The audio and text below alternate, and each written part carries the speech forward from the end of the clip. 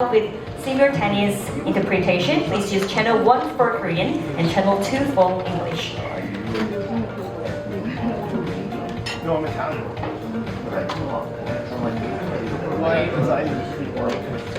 I've spent a lot of time in Korea, actually.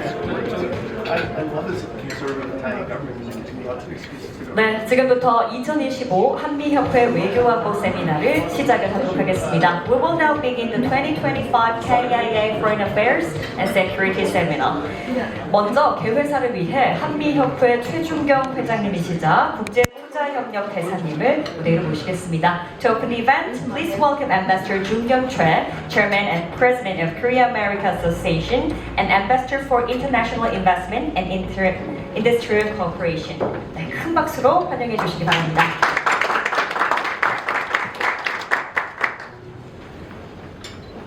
Good morning, ladies and gentlemen, distinguished guests and speakers. Thank you all for attending today's event. First, I would like to extend a warm welcome to our distinguished guests.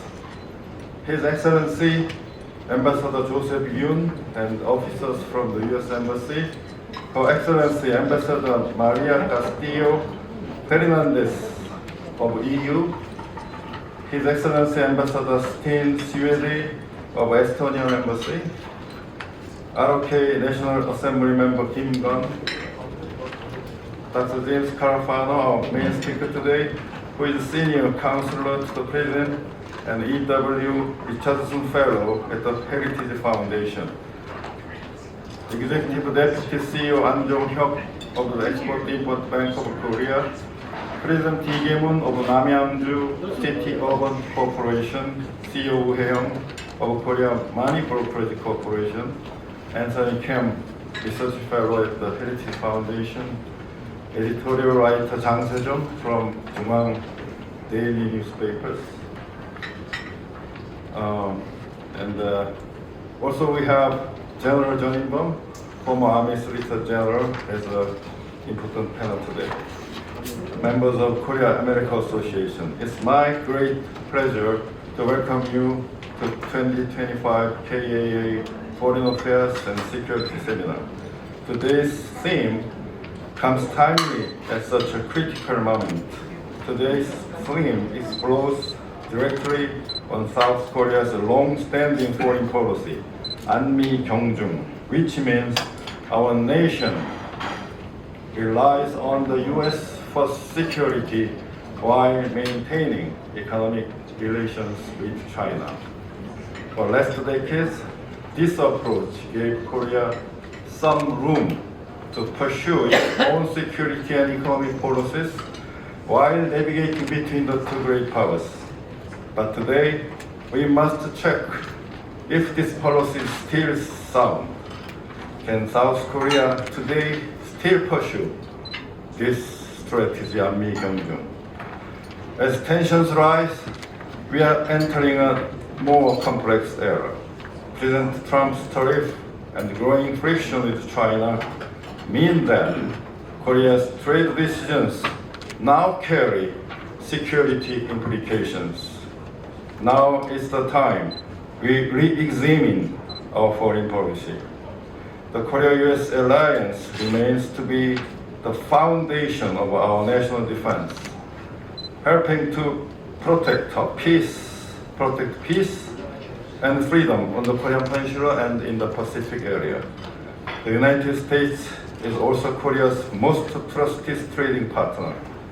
Korea-US bilateral trade reached about $200 billion last year, and the economic ties continue to grow in sectors such as energy, semiconductors, AI, and defense industries. Last March, I visited the United States and had the opportunity to look around Korean battery makers in Kentucky and other 5 states. That visit reaffirmed me that Korea is not just a security partner to the U.S., but a vital manufacturing partner to the U.S. Our economic cooperation runs deep and continues to develop further. As you know, American companies such as Microsoft, Google, and Netflix, and others actively invest in Korea. In return, Korean companies like Samsung, Hyundai, SK, and LG are creating thousands of jobs across the United States of America. With advanced technology of the US and the strong manufacturing capabilities of Korea, the two nations are natural partners in high-value manufacturing and innovation. At the same time, Korea's economic relationship with China is still significant. China is still our largest trading partner. But as China's foreign policy is changing, especially with regard to its relations with the United States of America, Korea-China relation is facing a time of adjustment. So central questions we must consider are: how can Korea protect its interests while maintaining peace? How do we manage the geopolitical risk and nuclear threats?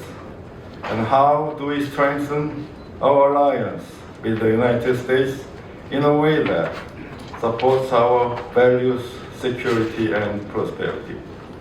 Today's seminar is an opportunity to bring together policymakers, scholars, and experts to share insights on these questions as Korea takes extra steps to craft a smarter and more balanced strategy.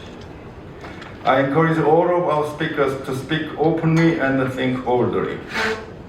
The world is changing very quickly and we must be prepared. Once again, thank you for being here today. Thank you. 감사합니다. 손준경 회장님께서 오늘도 이렇게 이른 아침부터 와주신 내빈분들께 감사의 말씀 전해주셨습니다. Thank you for the warm opening remarks. 네, 계속해서 다음은 조셉윤 리 대사 대리님의 축사가 있겠습니다. Next, we will hear congratulatory remarks from U.S. Chargé d'Affaires Joseph Yoon. Please welcome him with big round of applause. 뜨거운 박수로 환영해 주시기 바랍니다.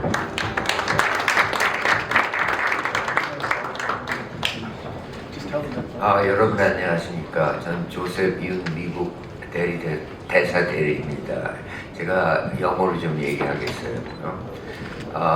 Thank you very much for Chairman Cheong for that warm welcome. And thank you for Korea-America Association for holding this.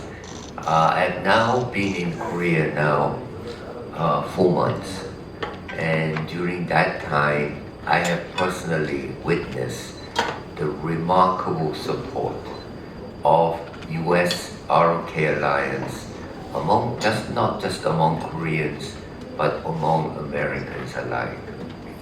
You know, we have many thought leaders, and they have their own theories about why U.S. ROK Alliance is so strong and has had such remarkable success. You know, those theories range from geopolitics to free trade, to democracy, human rights, and so on. I tend to think one fundamental reason is because the alliance is supported by the people. I think that's the one critical factor that underlines the strength of the alliance. When we left Korea, my family left Korea in 1964. It was a very poor country, still under enormous threat, and it was only 10 years after the Korean War had finished. And you know, in my lifetime alone, I have seen the alliance grow from strength to strength. And one reason is the support of people and associations like Korea-America Alliance, and which is why it will go from strength to strength. People often ask me these days, are you not worried about changing government in Korea? Are you not worried about big changes going on in Washington. I said, not really. I'm not that worried. Why? Because the relationship and the alliance is supported by people. And I think we should all be aware that those who want to change it dramatically, drastically, they better have a proposal that will be supported by people. Otherwise, it's not going to work. And for those of you who have nurtured the alliance, who have kept it strong for a long time, thank you. It is because of associations like this that we have succeeded. Thank you very much. 네, 감사드립니다. 조세윤 미국 대사 대리님께서 또 축사 말씀 준비해 주셨습니다. 감사드립니다. 이어서 김건 국회의원님께서 축사를 준비해 주셨습니다. Let's invite National Assembly Member Mr. Kim Gun. 네, 뜨거운 박수로 환영해 주시기 바랍니다. Yes, this morning I'd like to speak in Korean. So if you need gear, please do so. 안녕하십니까? 국회 외교통일위원회 국민의힘 간사 김건 의원입니다.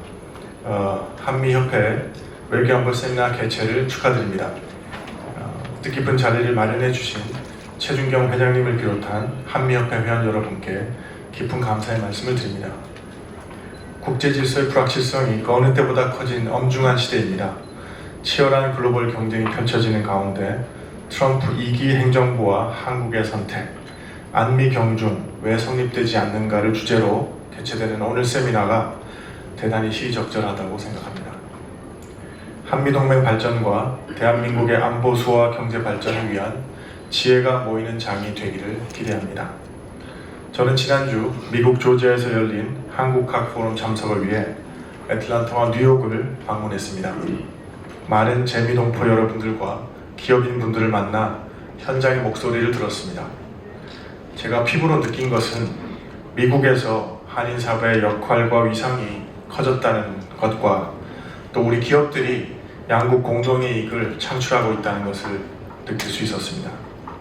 미국 내 260만 한인 동포들이 미국의 정계, 학계, 산업계 등 사회 각층에 진출하여 역할을 하며 우리의 국위를 선양하고 있었습니다. 또한 우리 기업들의 투자가 반도체, 배터리, 전기차 등 미국의 산업 경쟁력을 되살릴 수 있는 부문에 투입되고 있는 것을 높이 평가받고 있었습니다. 우리 동포와 기업들의 기여가 미국 내에서 한미 동맹에 대한 새로운 패러다임을 만들고 있었습니다. 이러한 변화에는 우리 한미협회처럼 굳건한 한미동맹을 지속적으로 발전시키기 위해 노력하는 사람들이 있었기 때문에 가능했다고 생각합니다. 이러한 한미협회 노고에 큰 박수를 보내드리고 싶습니다. 한미동맹은 70여 년의 세월 동안 수많은 도전을 극복하며 그것을 기회로 만들어 왔습니다. 다음 주에 새롭게 출범할 정부에서도 우리 대외 관계의 근간인 한미전략동맹이 더욱 업그레이드 되어야 할 것입니다. 안보 측면에서 주한미군의 안정적인 주둔 여건 조성을 통해 북한에 대한 강력한 억제력이 변함없이 유지되어야 할 것입니다. 또 경제적으로는 우리의 대미 투자, 미국산 에너지 구매, 조선업, 제조업 분야 협력을 통해 양국 경제 발전에 새로운 기회를 창출해내어야 합니다. 나아가 한미의 신뢰를 바탕으로 원전 수출 진흥 및 경쟁력 강화를 위해 핵연료 농축 재처리 권리 확보를 위한 새로운 논의도 이루어져야 할 것입니다. 이는 지역 내 평화와 안정을 지키고 한미 양국의 공동 이익에도 기여할 것입니다. 아무쪼록 오늘 키노 스피치를 해주실 제임스 크라파노 헤리티지 재단 선임 고문님의 말씀을 비롯하여 전문가 여러분들의 귀한 의견을 잘 새겨듣고 국회에서도 대응 방안을 모색해 보겠습니다. 참석하신 모든 분들의 건강과 행운을 기원합니다. 감사합니다. 네, 감사합니다. 김건 국회의원님께서 이렇게 축사 준비해 주셨습니다. 또 이렇게 조세윤 미국 대사 대리님, 김건 국회의원님 두 분께서 축사 준비해 주셨는데요. 다시 한번 좋은 말씀해 주신 두 분께 큰 박수 보내주시면 감사드리겠습니다. 네, 이제 본격적으로 세미나를 시작을 해보도록 하겠습니다. 세미나의 첫 번째 순서로 기조 반제자이신 미국 헤리티지 재단의 제임스 카라파노 박사님께 이제 마이크를 넘겨볼 텐데요. 먼저 무대로 모셔보도록 하겠습니다. Please welcome Dr. James Carafano from Heritage Foundation, United States. 감사합니다. 안녕하세요.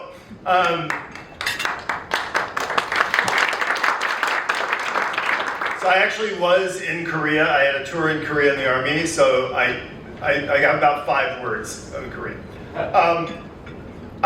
You only have to pay, this is a perfect speech, you only have to pay attention to the first sentence. You can forget everything after that. But seriously, pay attention to the first sentence.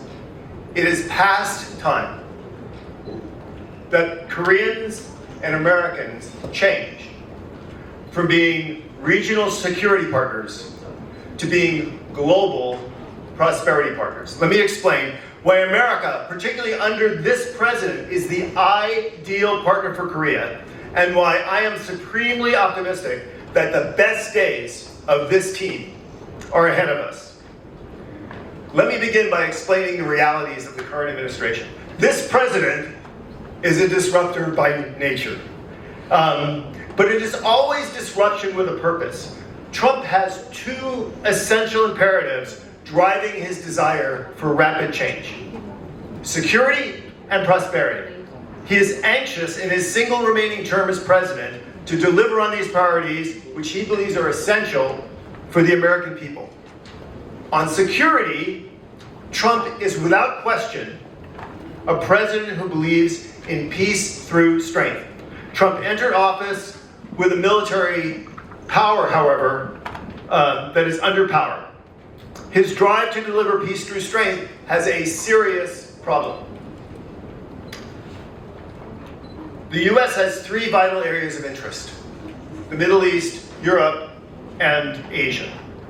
The U.S. does not have enough power to be decisive in any theater. Even with 4 years of vigorous investment and reshaping strategy, the U.S. still won't have the capacity to be decisive in any theater, any of these theaters alone. To make the task of defending interests more feasible and responsible, the president is right to eschew complicated engagements in any theater. His distaste for preventative war, for nation building, regime change is prudent. But that said, Trump is no isolationist, as is often claimed, and he is clearly not risk averse to using the armed forces in the national interest. There's no question that U.S. strategies are going to place more emphasis, and rightly so, on building deterrence capacity in Asia. That said, the U.S. government appears to be taking seriously the assessment that the Chinese goal is to have sufficient combat power by 2027 to take Taiwan by force. This is not a start date, but a marker for Washington. If the Americans want to get Beijing's attention sooner rather than later over the imperative is for the United States to convince China to back down and back off. However, 3 years is not enough time to have a very different Navy than America has now. Make no mistake, Washington wants a lot more ships at sea, but the bottom line is that there's not enough money in the Treasury to physically deliver a dramatically different Navy to deter China 3 years from now. The U.S. can only ramp up deterrent capability by investing in enablers and capabilities delivered both by American industry and allies. This creates tremendous opportunities, no more than for Korea. On prosperity, Trump's strategy is to drive real growth. He is impatient to seek ways to sweep away impediments from the current global trading regime, to restrictive energy policies and overly invasive regulatory burdens. This disruption as well creates new opportunities for partnership. Those are Trump's priorities. Now let's look at the rest of the world. It would be a bad bet to believe that the United States, as well as its friends and allies, will stop skirmishing with the likes of China and Russia and Iran anytime soon. That said, the great power struggle doesn't answer the question of what is the rest of the world to do while the great powers are struggling. For sure, the odds that the planet will split into hard spheres of influence like the Cold War are remote. No power, not even the United States, has the strength and influence to divide the world among themselves into private playgrounds. Rather, the old geography, the traditional paths that linked Eurasia together and link Eurasia to the rest of the world are going to reemerge. And Trump has already figured out this new geostrategic reality. Instead of fighting the old geography, he is nudging the world along, because in the end, America benefits not from lapsing into brutal old practices of imperialism or isolationism, or trying to prevent or insulate the US from the changes of this changing world. Several big projects, corridors, will tie this world together. They're not a form of globalization, which was just another practice of imperialism, a political project to unite the world under a progressive vision that in the end was not delivering on the promised progress and prosperity. Or for that matter, a rules-based order with any rules that anyone was really following. Nor are these geographical projects merely a response to China's Belt and Road. Instead, Trump is backing something truly new and yet timelessly old.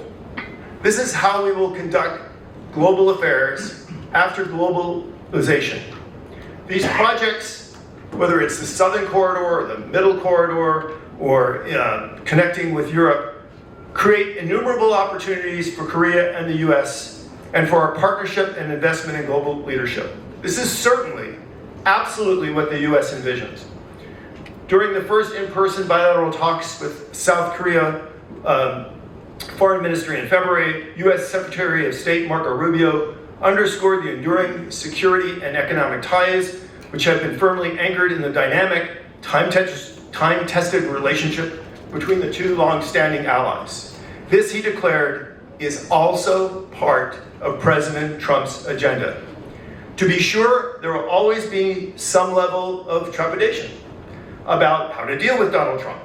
However, overreaction is something for policymakers in Seoul and really anywhere else in the world to avoid. South Korea in particular needs to be more strategically flexible, particularly in terms in securing lasting, long-term, practical gains and solidifying the partnership with the United States. Fortunately, South Korea has a number of assets and technological capabilities that the United States needs at this critical geoeconomic juncture. This unique advantage can and will provide constructive and practical incentives to make Trump's explicit emphasis on reciprocity better and more strategically applicable to the ever-evolving South Korean-US alliance.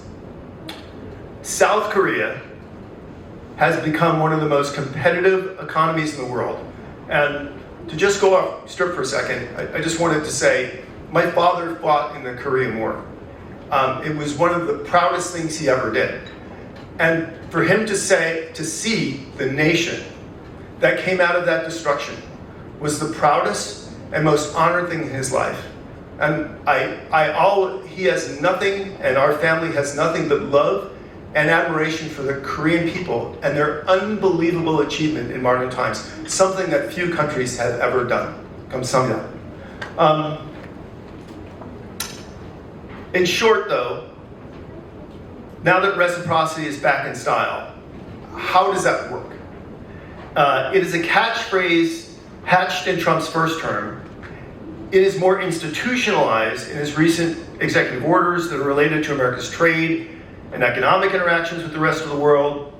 The unmistakable focus of Trump's reciprocity is on attracting greater investment at home by America's willing economic and security partners. That's the key question, is how to recalibrate the cooperative efforts in the Korean-American pragmatic economic partnership to expand cooperation in both the public and, perhaps even more importantly, the private domain.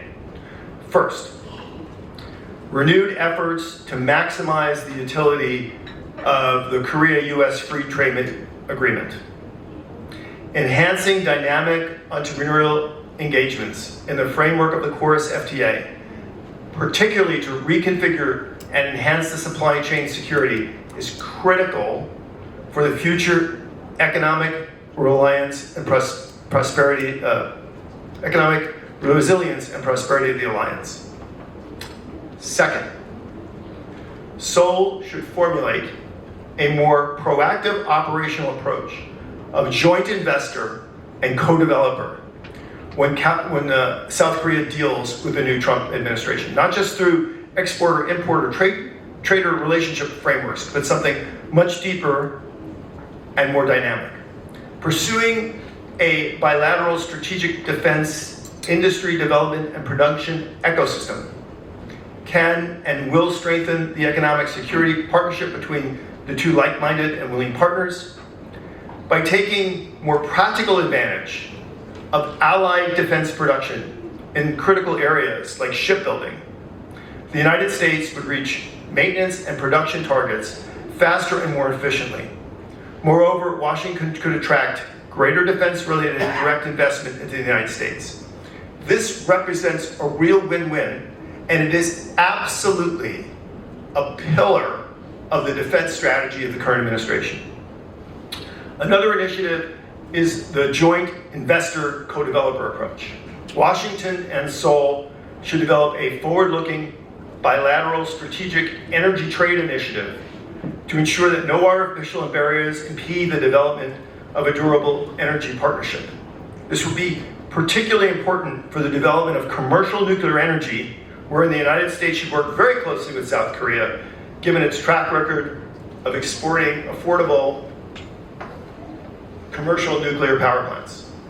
This partnership should also include collaboration on advanced nuclear reactors and on used fuel management technologies.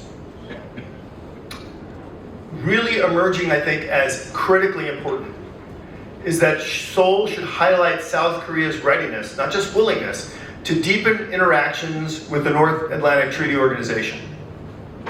South Korea is designated a major non-NATO ally by the United States, forging greater pragmatic cooperation between willing allies necessitates forward-looking engagement, fine-tuning the trajectory of the alliance. South Korea has become NATO's trusted, capable partner.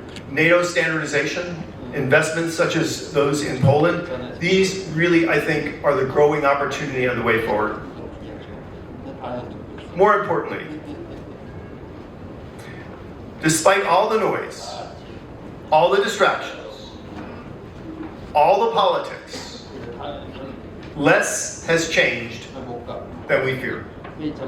South Korea's relationship with the United States has been well institutionalized, rooted in shared values, people-to-people tie, and perhaps most importantly, cutting-edge, forward-looking, progressive business cooperation. These are bonds far, far stronger than the critics recognize. Most importantly, I would contend the argument for the alignment of global strategic interests has never been greater. There has never been a better time for Korea and the US to seize the opportunity to act globally together. Thank you so much. 감사합니다. 네, 감사합니다. 첫 번째 기조 발제자로 미국 헤리티지 재단 제임스 카라파노 박사님을 모셔봤습니다. 다시 한번 좋은 연설해 주신 카라파노 박사님께 뜨거운 박수 보내주시기 바랍니다. 감사드립니다. 자, 이제 계속해서 첫 번째 세션을 이어가 보도록 하겠습니다. 첫 번째 세션의 주제는 한미동맹과 핵보장이라는 주제로 발표를 준비를 해주셨는데요. 양욱 아산정책연구원 박사님께서 발표를 준비해 주셨습니다. 자, 그럼 양욱 박사님을 뜨거운 박수로 무대로 모셔보도록 하겠습니다. Please give him a big round of applause.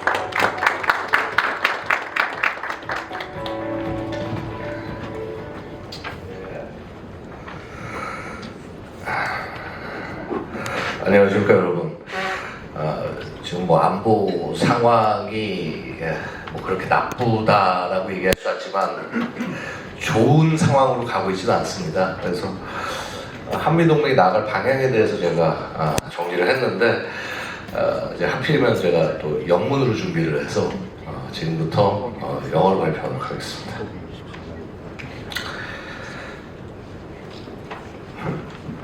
second Trump administration has repeatedly emphasized that the United States will no longer act as the world's police force.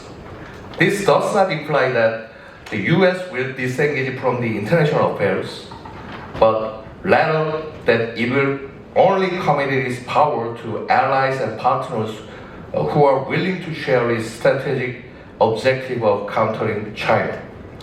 Thus, shared threats include authoritarian regimes, gray zone or hybrid threat, and crises surrounding international rules and laws and global commons. Authoritarian regimes refer to the one-person or one-party dictatorship states like China, Russia, and North Korea.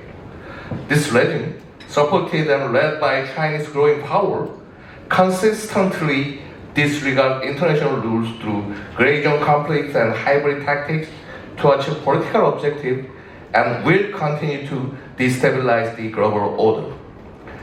In Northeast Asia, these shared threats are embodied by Chinese and North Korea. North Korea in particular seeks to form a trilateral alliance with China and Russia while threatening the Republic of Korea and the United States through the series of nuclear shadow coercion. Meanwhile, China poses a direct military threat to Taiwan with potential large-scale invasion. In response, the US must be able to utilize Republic of Korea as a strategic beachhead, and Republic of Korea, under the US nuclear umbrella, can serve as the frontline defender of liberal democracies and the US-led alliance system.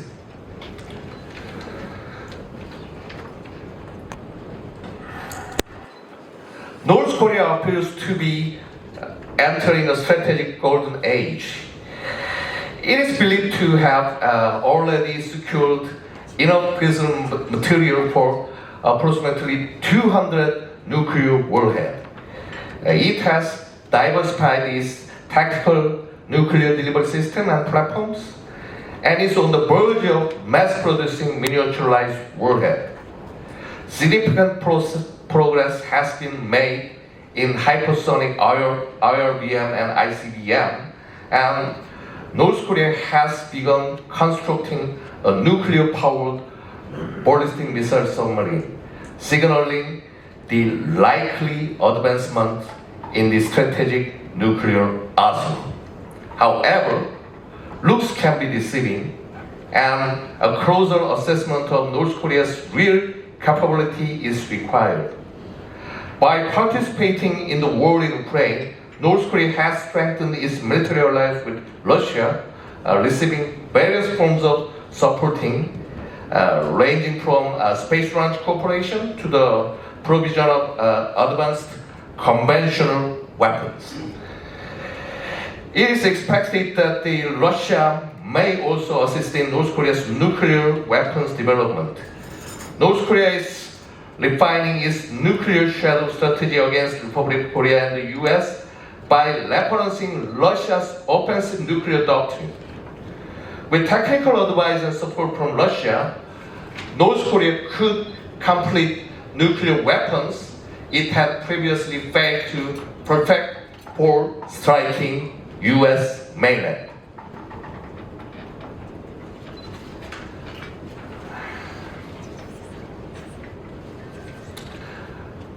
Such definite Russo-North Korea ties pose a direct threat to both Republic of Korea and the US, and a swift end to the war in Ukraine would also benefit the US alliances. However, the recent assessment by the US so-called expert that North Korea has completed its nuclear capability is highly concerning. The absence of seventh nuclear test suggests that the North Korea still lacks the miniaturized trigger technology essential for tactical nuclear warhead. Prematurely showcasing nuclear facility may reflect the limitation in production capability.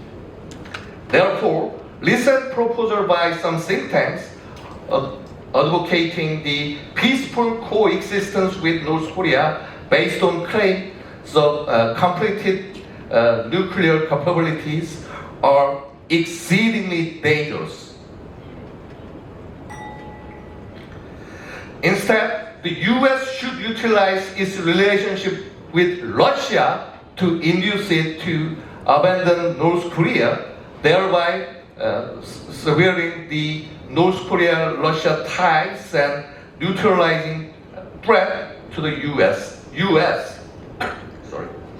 Moreover, it must not be forgotten that North Korea functions as a buffer to protect China. China's primary objective in its Korean Peninsula policy is to avoid sharing a border with liberal democracies like the US and its ally Republic of Korea. This means the survival of the North Korean regime is essential to Chinese strategy. Weakening the foundation of the North Korean regime is therefore crucial not only to Republic of Korea but also to the US broader strategic approach to China.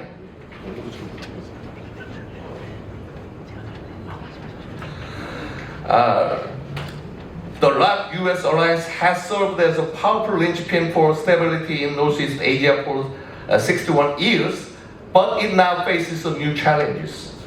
As Republic of Korea strengthens its defense capabilities, the US increasingly seek to delegate conventional deterrence on the Korean Peninsula to the Republic of Korea and focus more on countering China. In fact, Republic of Korea is steadily preparing to assume the leadership in conventional deterrence, including through the transition of wartime operational control. However, Republic of Korea now faces a classic dilemma of alliance theory between entrapment and abandonment. There is a concern that in the events of simultaneous crisis in Taiwan and the Korean Peninsula, the US may prioritize Taiwan and neglect Korea's defense. Conversely, the presence of the US forces in Korea also raises a fear that Republic of Korea could be drawn into the US-China war through the Taiwan conflict. Recent proposal from Japan to unify the Korean theater of operation and Japan into a single one theater, and the unofficial report of a potential 4,500 troops reduction in US forces in Korea raise questions about the alliance stability and longevity. This anxiety have ignited debate over Republic of Korea's own independent nuclear armament. However, pursuing an indigenous nuclear option without US support would make the beginning of catastrophic rupture with international community. This path would entail economic devastation under the same sanction regime imposed on North Korea and would require unanimous public consent and sacrifice. To align US and Republic of Korea's interests under the new security environment, the alliance must address the threat different from those of the past. Republic of Korea could take on the full burden of conventional deterrence on the peninsula, except the deployment of the US forces in Korea during a Taiwan crisis, and provide real-based support. In return, the Republic of Korea should receive an enhancement of USFA capability, the resolution of the defense burden sharing dispute, and either the redeployment of tactical nuclear weapons or Korean-specific nuclear sharing arrangement. If the Nuclear Consultative Group and the Joint Nuclear Planning Guideline mark the beginning of the nuclear assurance on the Korean Peninsula, tactical nuclear redeployment or nuclear sharing would make that assurance ironclad. Specifically, in response to any future U.S. calls for USFK reduction under second term administration, it would be responsible to allow flexible overseas deployment of the USFK troop on the condition that USFK troop level increase. If Washington demands greater burden sharing, Republic of Korea could request the permanent deployment of US nuclear forces on the peninsula in return. If the US seek to integrate the Korea and Taiwan contingency under unified one theater concept, then Republic of Korea also has to insist on the redeployment of US tactical nuclear weapons or establishment of nuclear sharing framework. Moreover, the USFK commander or Foster General should be empowered to command US forces in Japan as well, serving as a unified theater commander. Republic of Korea must persuade the US that forward deploying nuclear forces under USFK control in Northeast Asia can deter both Taiwan and Korean crisis. Deploying tactical nuclear forces only after such crisis erupts, only after such a crisis erupts, would be too late. Given concern about the nuclear escalation with China, the US might hesitate to introduce nuclear forces reactively after the fact. In contrast, prepositioned tactical nuclear asset can serve as a credible deterrent. Among Northeast Asian countries, only Republic of Korea is realistically suited to host these weapons. Taiwan lacks any US military presence, and Japan, having suffered nuclear attack in World War II, will adamantly reject hosting nuclear weapon. Republic of Korea offers an ideal environment for tactical nuclear deployment. It hosts multiple air bases and previously stored and operated US tactical nuclear weapons during the Cold War. The RAP Air Force possesses like a F-35A stealth fighter that could be adapted to carry B-61-12 gravity nuclear bombs, or as a dual-capable aircraft, or only agreed upon by both governments. The RAP Army also operates a large arsenal of powerful ballistic missiles, such as the Hyun-Wook 2, 4, 5 series, which could serve as the all-weather tactical nuclear platform when paired with US W-76-2 low-yield warhead.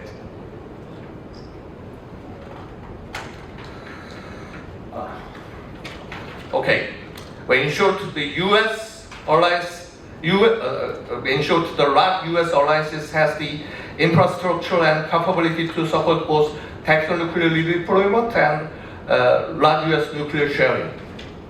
So my conclusion is, Republic of Korean government has thus far focused on distinguishing the Taiwan crisis from the Korean crisis. However, unless Republic of Korea clearly demonstrates its strategic role in countering China and managing Taiwan crisis contingency, the value of the RAP-US alliance will be continue to diminish. While redeploying US tactical nuclear weapons to the Korean Peninsula would significantly elevate Republic of Korea's geostrategic status and act as a powerful means to deter both Taiwan and Korean crisis. yielding strategic benefit for both Seoul and Washington.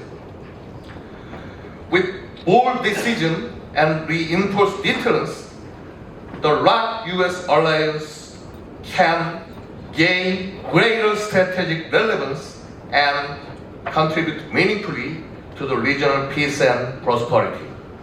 Thank you. 네, 감사합니다. 양욱 아산정책연구원 박사님께서 또 한미동맹과 핵보장, 그 한계와 전망이라는 주제로 발표 진행을 해주셨습니다. 이번 세션의 두 번째 발표 계속해서 이어가 보도록 하겠습니다. 다음 세션의 주제는 국제질서 변경과 핵협력 지형 변화로 손한별 국방대학교 교수님께서 발표 준비해 주셨습니다. Please welcome Professor Sohn Hanbyeol from Korea National Defense University. 네, 뜨거운 박수로 환영해 주시기 바랍니다.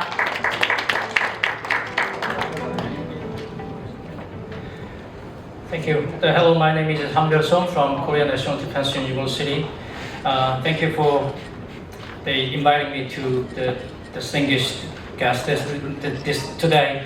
That's over the weekend, Dr. Yang and I agreed that I would give my presentation in English, and I will prepare the slide accordingly. However, to avoid surprising anyone with my English, so I will go ahead and deliver my presentation in Korean.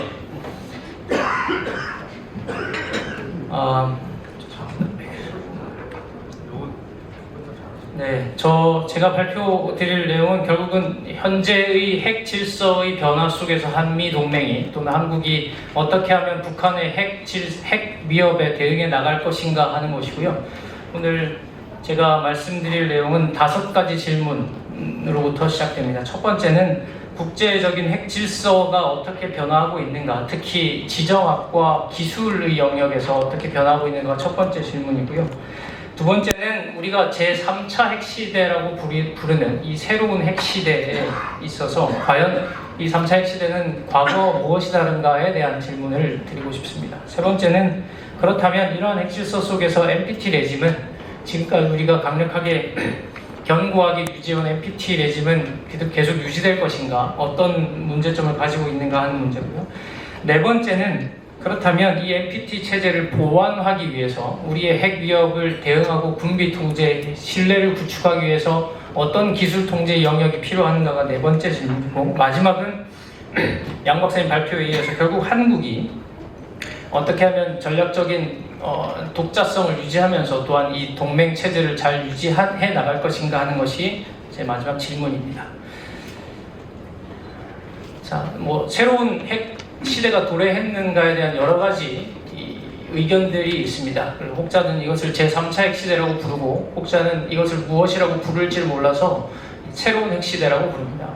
첫 번째는 결국은 이 비전략 핵무기라고 부르는 파괴적인 비전략 핵무기들의 개발에 있고 발전에 있고요. 정확성, 사거리, 파괴력을 갖춘 재래식 무기가 발전함에 있습니다. 두 번째는 과연 오바마 대통령으로부터 시작되었던 핵무기 없는 세상이라는 것은 결국 이상적인 것에 불과한 것인가라는 질문, 그래서 새로운 핵시대가 필요한가에 대한 질문입니다. 세 번째는 새롭게 등장하고 있는 중국입니다. 잘 아시다시피 2030년에 1000기, 2035년이면 1500기의 핵무기를 갖추게 될 것이라고 예상되는 중국의 등장에 의해서 이 새로운 삼각체계, 핵 삼각체계가 구성되었다는 이야기고요. 네 번째는 우리가 CNI라고 부르는 핵과 재래식 무기의 통합, 북한판으로 이야기하면 섞어 쏘기, 핵 배합전과 같은 이야기들입니다. 결국 핵무기와 지금 우크라이나 전쟁에서 보는 것처럼 핵 그림자 속에서 과연 이 핵무기와 비핵무기들이 결합되는 상황, 이런 상황을 어떻게 극복해 나갈 것인가가 네 번째 의견이고요. 마지막은 그렇게 되니까 위기가 예전에는 이렇게 단계를 밟아 올라가듯이 에스컬레이션이 됐는데 이젠 정말 웜홀에 들어가듯이 어디로 튈지 모르는 상황, 이것을 웜홀 에스컬레이션이라고 많이 부르고 있는데, 이런 것들을 볼 때 정말로 새로운 뉴클리어 에이지가 돌아야 한 것이 아닌가라는 이야기들을 하고 있습니다. 이거는 그냥 이론적으로 하는 얘기들이니까요. 시점을 언제로 잡을지에 대한 여러 가지 의견들이 있습니다. 보통은 2014년으로 잡습니다. 결국은 핵 강대국인 러시아가 우크라이나의 크림반도를 점령하면서 지금까지는 전혀 다른 세상을 만나게 됐다라는 것이 제3차 핵시대 논의의 핵심입니다. 제가 최근에 3차 핵시대와 관련된 논문을 작성을 했고요. 이거는 왼쪽에 보이는 그림은 저희 연구팀에서 여러 가지들을 요인들을 한번 묶어본 겁니다. 어떻게 연결이 되는지, 서로 링킹이 어떻게 되는지를 바라본 그림이고요. 그 결론으로 나온 내용이 오른쪽에 있는 내용입니다. 그래서 제일 위에 보이시죠? 이제 국가 수준에서는 보시는 것처럼 세력 균형, 그리고 국제 체제, 서플라이 체인, 지정학과 같은 것들이 묶이고요. 두 번째, 군사적으로 전략적인 차원에서는 여러 가지 전쟁의 형체들, 그러니까 재래식 전쟁, 전자기전, 우주전, 사이버전, 그리고 비정규전 같은 것들이 묶입니다. 그리고 기술적인 측면에서 보면 6가지로 종합을 할 수 있는데요. 사실 이거 기술하시는 분들 한 20가지, 30가지 이야기를 합니다. 제3차 핵시대의 중요한 기술이 뭐냐라는 이야기들에 있지만 6가지로 꼽았습니다. 첫 번째는 결국 투발수단, 아까 양 박사님 계속해서 이야기하신 미사일과 관련된 이야기고요.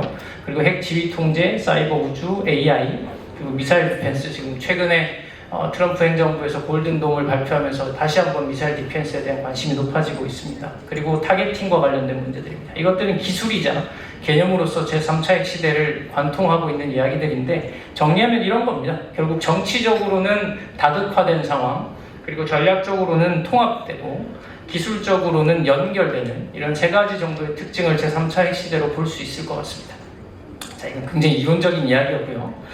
자, 현실 싸움으로 볼 때 이런 복잡한 상황은 지금까지 잘 유지되어 왔던 NPT 체제에 굉장한 위협을 가하고 있는 겁니다. 첫 번째는 결국 구조적인 불평등입니다. 핵을 가진 자와 못 가진 자.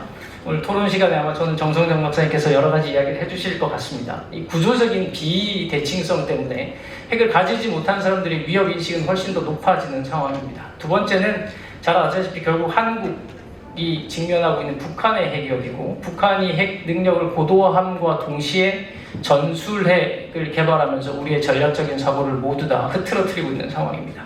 그리고 이란 문제, 자, 지금 알고 계시는 이란 문제가 계속해서 대두되고 있습니다. 세 번째는 잘 아시는 AI나 사이버 같은 새로운 기술들이 지금까지 우리에게 NPT 체제를 잘 유지해왔던 것들에 혼란을 가져오고 있는 것이죠. 지금까지 NPT 체제는 그리고 핵무기의 핵 물질과 기술을 통제하는 것이었고, 나머지 레짐들도 다 미사일 기술들을 통제하는 것이었는데, 새로운 기술들이 등장하면서 이 NPT 체제를 위협하고 있습니다. 네 번째는 아까 말씀드린, 그러니까 핵무기를 가지지 못한 국가들은 핵무기를 가지고 있는 국가들이 군축의 의무, 약속했던 성실하게 군축에 임하겠다고 했던 NPT 체제의 기본 정신을 무너뜨리고 결국 핵무기를 가지지 못한 사람들만 더 약화된 취약한 상태에 놓이는 것이 아니냐 하는 이런 인식 때문입니다. 결국은 NPT 체제는 리폼이 필요하다는 거죠. 개혁과 혁신이 필요하고 이것들에 대한 보완책이 필요하다는 내용입니다.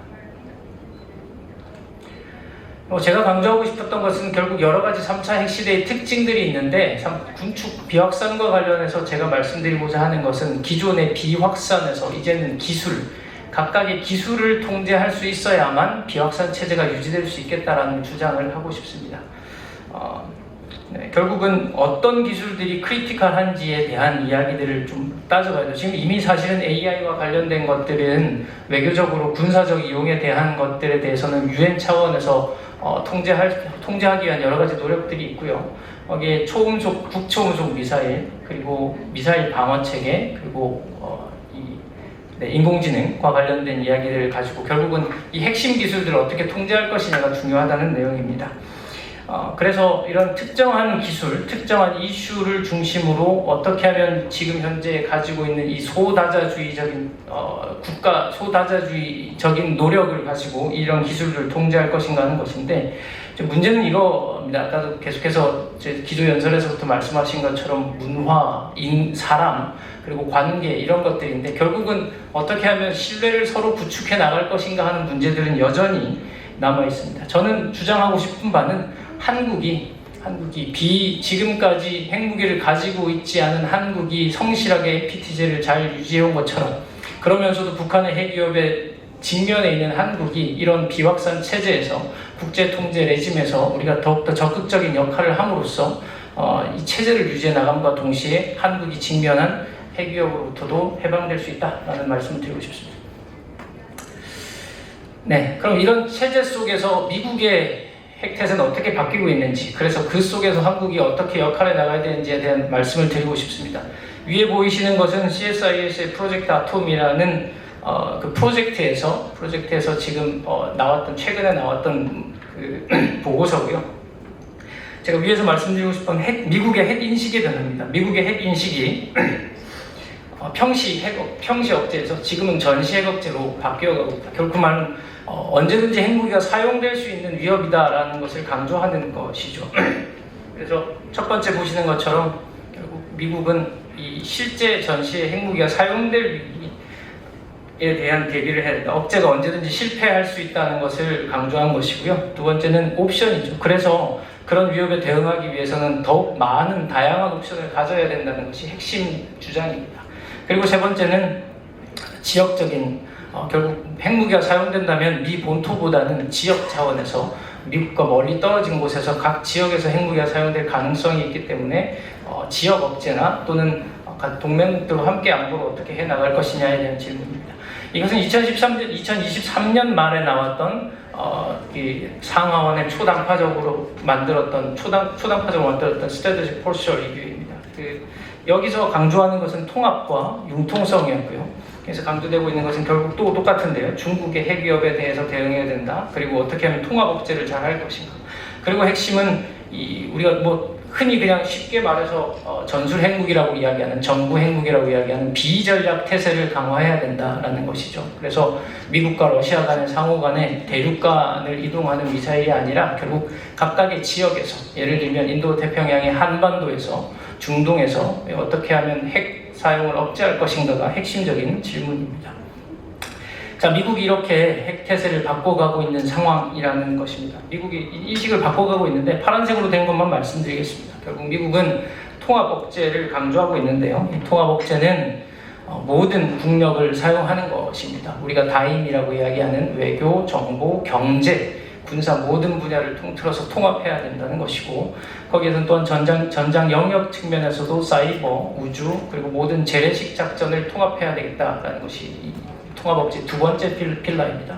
세 번째는 모든 그 정부 부처들이 같이 함께 노력해야 된다는 것인데, 결국 미국의 핵 인식과 태세도 변화하고 있고, 그 와중에 미국의 확장 억제 태세도 결국 변화가 있을 수밖에 없다. 그러면서도 한국과 함께, 동맹국들과 함께 어떻게 하면 함께 인도 태평양 지역에서 억제를 강화할 것이냐라는 것의 노력의 일환으로 나타난 것이 아까 처음 양 박사님 강조하신 것처럼 결국 NCG였다는 것입니다. 네, 저는 이렇게 미국이 인식과 태세를 바꿔가는 가운데 한국 역시 한반도에서는 한국이 주도하는 통합억제 태세가 강화되어야 될 것이다 라는 것이고요. 결국 미국이 제공하는 확장 억제력을 받는 수용자의 입장에서 이제는 이 모든 우리가 말하고 있는 이 모든 억제 전략을 함께 기획하고 디자인하는 역할로 바뀌어야 된다라는 말씀을 드리고 싶습니다. 그런 것은 결국은 미국이 주도해왔던, 미국이 확장 억제력을 제공만 해왔던 모델 속에서는 즉흥성이 부족하고요. 취약성은, 그리고 신뢰성의 문제, 확장 억제 신뢰성 문제가 계속해서 대두될 수밖에 없기 때문에 한국의 역할이 더욱더 중요하다는 것입니다. 두 번째는 결국 위협 인식인데, 북한이 전술 핵무기를 배치하고 전력화함으로써 우리에게 굉장히 강력한 공격 메시지를 제공하고 있기 때문에 우리의 세법을 어지럽게 하고 있다는 문제인식에서 비롯됩니다. 그러니 한국과 미국은 함께 공동의 기획과 공동의 실행, 그리고 전력 개발까지 함께 해야 됩니다. 이것은 장기적으로 우리가 통합 억제뿐만 아니라 통합해서 같이 혁신해 나가는 R&D와 전력화 과정까지 함께 해 나가는 통합 억제, 한국이 주도하는 통합 억제의 개념으로 나아가야 한다는 말씀입니다. 자, 그래서 제가 말씀드리고자 하는 이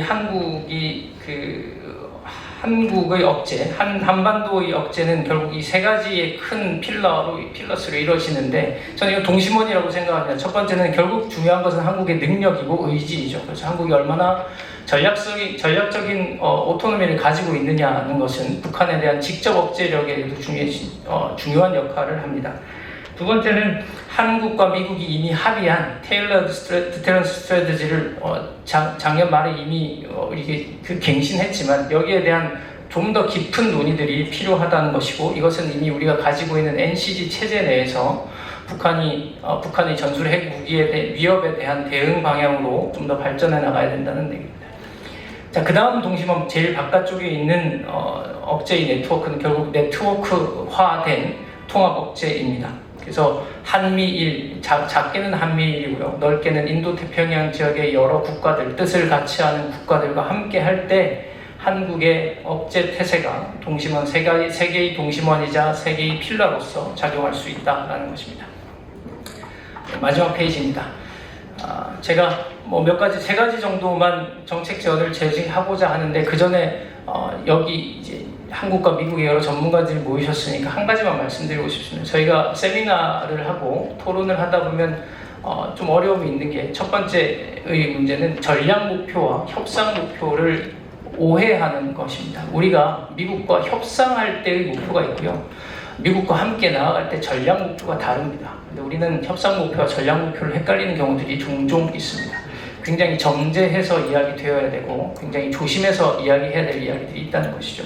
두 번째는 억제를 위해서 우리가 감추어야 될 것과 보여주어야 될 것이 있습니다. 우리는 너무나 많이 보여주는 것에 익숙하고, 많이 보여주면, 우리가 더 강력한 것을 보여주면 억제할 수 있다고 생각합니다. 그러나 어떤 억제력은 감춤으로써 더 강력한 억제력을 발휘할 수 있습니다. 세 번째는 좀 더 중요한 문제인데요, 메시징의 문제입니다. 우리가 억제를 여러 가지 요소들 중에 소통하면서 메시지를 강조하는데, 제가 제일 걱정하는 것은 한국이 북한을 억제하기 위해서 내놓은 메시지가 중국을 자극하거나, 또는 미국이 중국을 억제하기 위해서 내놓은 메시지가 동맹국인 한국의 오해를 불러일으키거나 하는 걱정들이 있다는 겁니다. 저는 이런 세 가지 정도의 오해들, 세 가지 정도의 조심해야 될 점을 전제하면서 간단하게 세 가지 정책 제안을 말씀드리고자 합니다. 첫 번째는 제도화된 공동의 기획입니다. 그래서 우리가 지금 NCG 체제를 만들었지만 실시간대에 북한의 핵 위협에 대응하기 위한 체계가 완성되어야 되겠다는 것이고요. 두 번째는 결국 작전적으로 어떻게 하면 우리 그 능력을 발전시키고 같이 역할을 분담해 나가야 될지에 대한 문제입니다. ISR이 있을 거고요. 감시정찰입니다. 감시정찰 정보고요. 그 다음에 타격과 관련된 문제, 그리고 새롭게 등장하는 사이버나 전자기 무기들을 미국과 한국이 어떻게 역할 분담하고 작전 상호 운용성을 갖추어 갈지에 대한 이야기, 그리고 마지막은 말씀드린 바와 같이 전략적인 커뮤니케이션을 어떻게 할지에 대한 것입니다. 단순히 우리의 능력과 의지를 보여줄 뿐만 아니라 함께 상대에게 맞춤화된 그 메시지를 발신함으로써 우리가 원하는 바를 이룰 수 있고, 그것이 결국은 오늘 회의의 주제인 함께 안보와 번영을 만들어 나갈 수 있는 길이라고 생각합니다. 이상 하겠습니다. 감사합니다. 네, 감사합니다. 국방대학교 손한별 교수님께서 또 두 번째 발표해 주셨습니다. 국제질서 변경과 핵협력 지형 변화를 주제로 마지막 제안까지 이렇게 주셨습니다. 이제 세션 첫 번째 패널 토론을 진행을 해보도록 하겠습니다.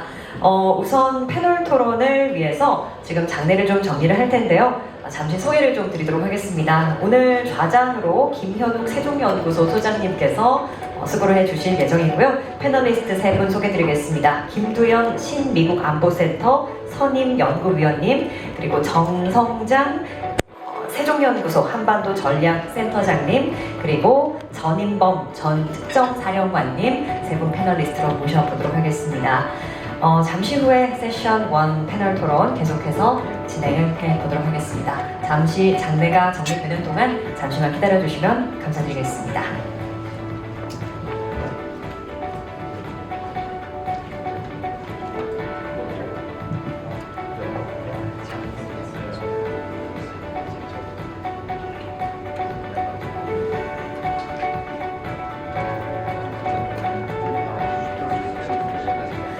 네, 이제 패널 토론을 위해서 김현욱 세종연구소 소장님을 무대로 모셔보도록 하겠습니다. 큰 박수 부탁드립니다.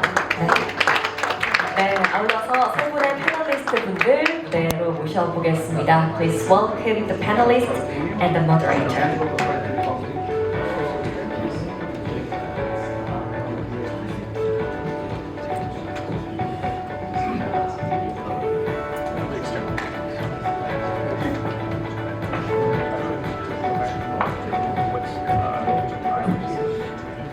네, 이제 패널 토론을 위해서 김현욱 세종연구소 소장님께 마이크를 넘겨드리도록 하겠습니다. 네, 안녕하세요. 김현욱입니다. 두 분 발제를 잘 들었습니다. 세션 주제가 한미동맹과 핵안보. 상당히 시적절한 세미나라고 생각을 하고요. 이 회의를 개최해 주신 최준경 회장님께도 감사를 드립니다. 지금 한국이 이제 대선이 한 일주일 남짓 남았기 때문에 지금 저희가 논의하는 이러한 사안들이 차기 한국 정부가 들어섰을 때 어떤 식으로 유지 또는 변경될지에 대해서 관심이 많은 아주 중요한 시기라고 생각을 하고요. 그런 의미에서 시간이 상당히 많이 남았습니다. 한 1시간 5분 정도가 남았는데 일단은 아까 두 분 발제하신 분들 양욱 박사님과 손한별 박사님 다 어디 가셨나요? 보이고 계시군. 제가 질문 하나씩만 미리 좀 드려볼게요. 패널리스트 제가 발제 부탁드리기 전에. 양욱 박사님께서는 주로 이 인도태평양 지역에서의 그 대만 사태, 거기에 대한 한미동맹의 역할 이런 것들을 말씀하셨는데 구체적으로 대만 사태가 발발했다. 그러면 단순히 한미동맹이나 주한미군뿐만이 아니라 주일미군까지 생각을 하시면서 구체적으로 어떻게 밀리터리 오퍼레이션이 전개가 될 것이라고 본인의 예상을 하시는지 좀 말씀을 해주시면 좋을 것 같고요. 두 번째 손한별 교수님 발제를 들으면서 제가 상당히 좀 생각이 많아졌어요. 이제 Third Nuclear Age라는 말씀을 하셨는데 제가 아는 한 Third Nuclear Age 그러면 손 교수님 어디 계시죠? 여기 죄송합니다. 제가 아는 한 Third Nuclear Age는 푸틴과 트럼프의 소위 Non-Strategic Nuclear Deterrence 개발 그리고 그걸로 인한 실질적인 Real Battlefield에서의 핵사용 가능성이 높아지는 상태에 기인한다고 저는 생각을 많이 하는데 그러면은 그러한 지금 말씀하신 6개의 기술적인 부분들이라든지 이런 것들이 그런 실질적인 핵사용에 기여를 한다는 것인지 그러면 Second Nuclear Age와의 차이점은 무엇인지 그런 것들이 좀 궁금해졌고요.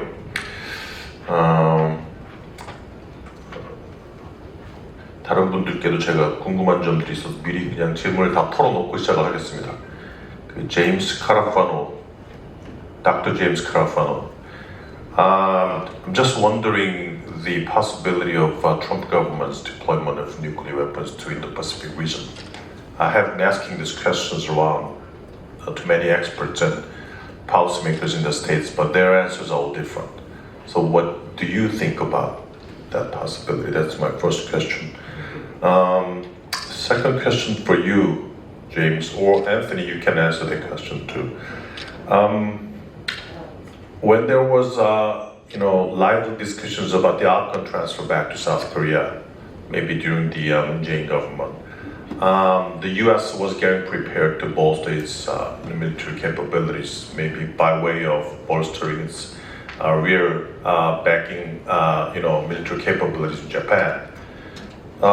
If Lee Jae-myung comes in, I think the Afghan transfer will be speed up the Afghan transfer, and there will be a lot of changes possible. I think the centerpiece of U.S. forces will be, moved to somewhere else, not South Korea, and also the U.S. also will try to bolster its military capability by some ways.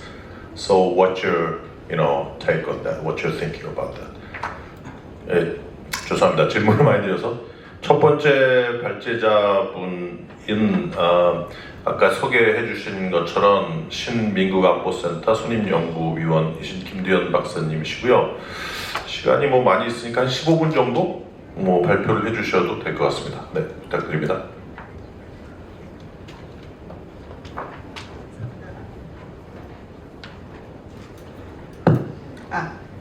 감사합니다. 저도 그냥 워낙 여기 영어를 훌륭하게 잘 하시기 때문에 또 저희 외국 귀빈들도 오셔서 저도 좀 영어로 발제를 하겠습니다.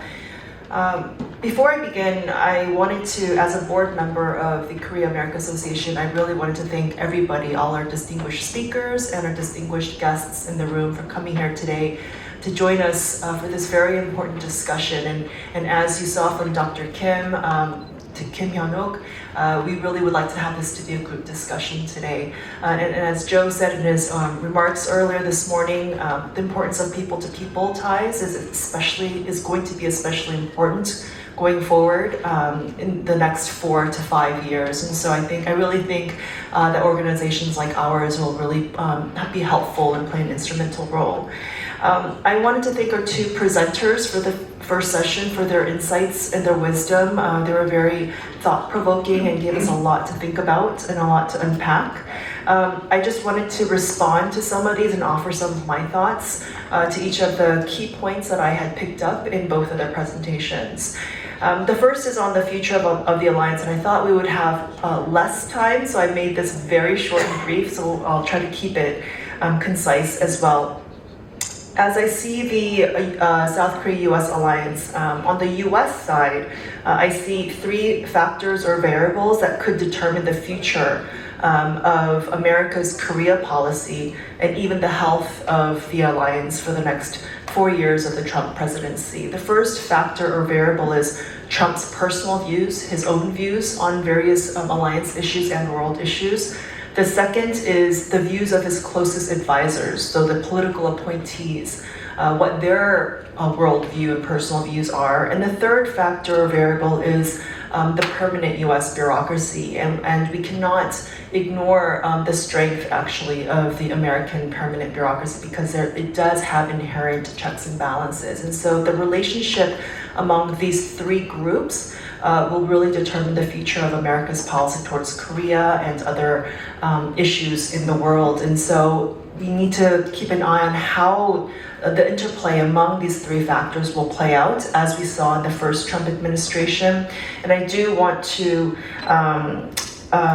put out perhaps a little bit of word of caution of, we experienced Trump before the first term, and it was quite chaotic, and it was very concerning in some of the things that he said.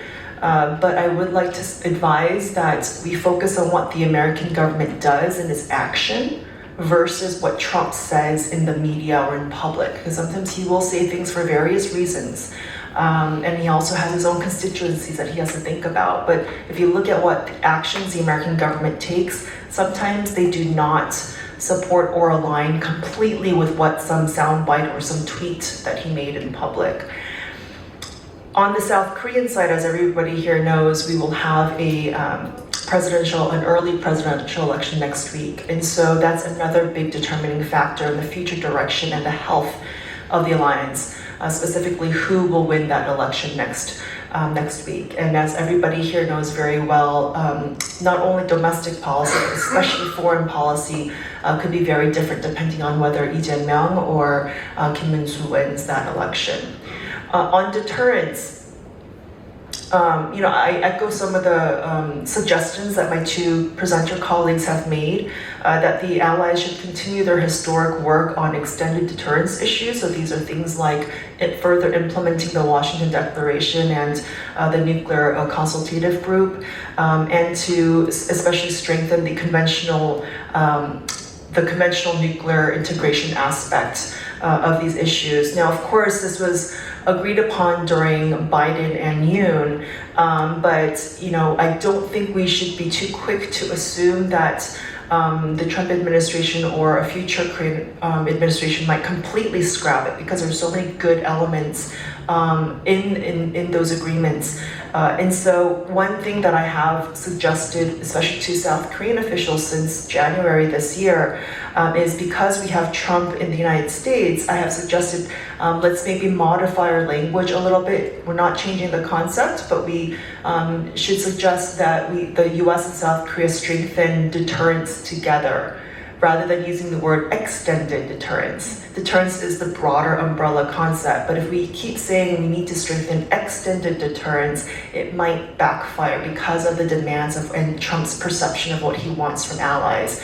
And so, the need to strengthen deterrence together against both North Korea and China, I think would be a pragmatic approach forward. And of course, without a doubt, the need to strengthen security trilateral cooperation among South Korea, the United States, and Japan will also be extremely important. And it's been quite encouraging, at least in public rhetoric, that we've heard both South Korean candidates talk about the need to strengthen trilateral cooperation.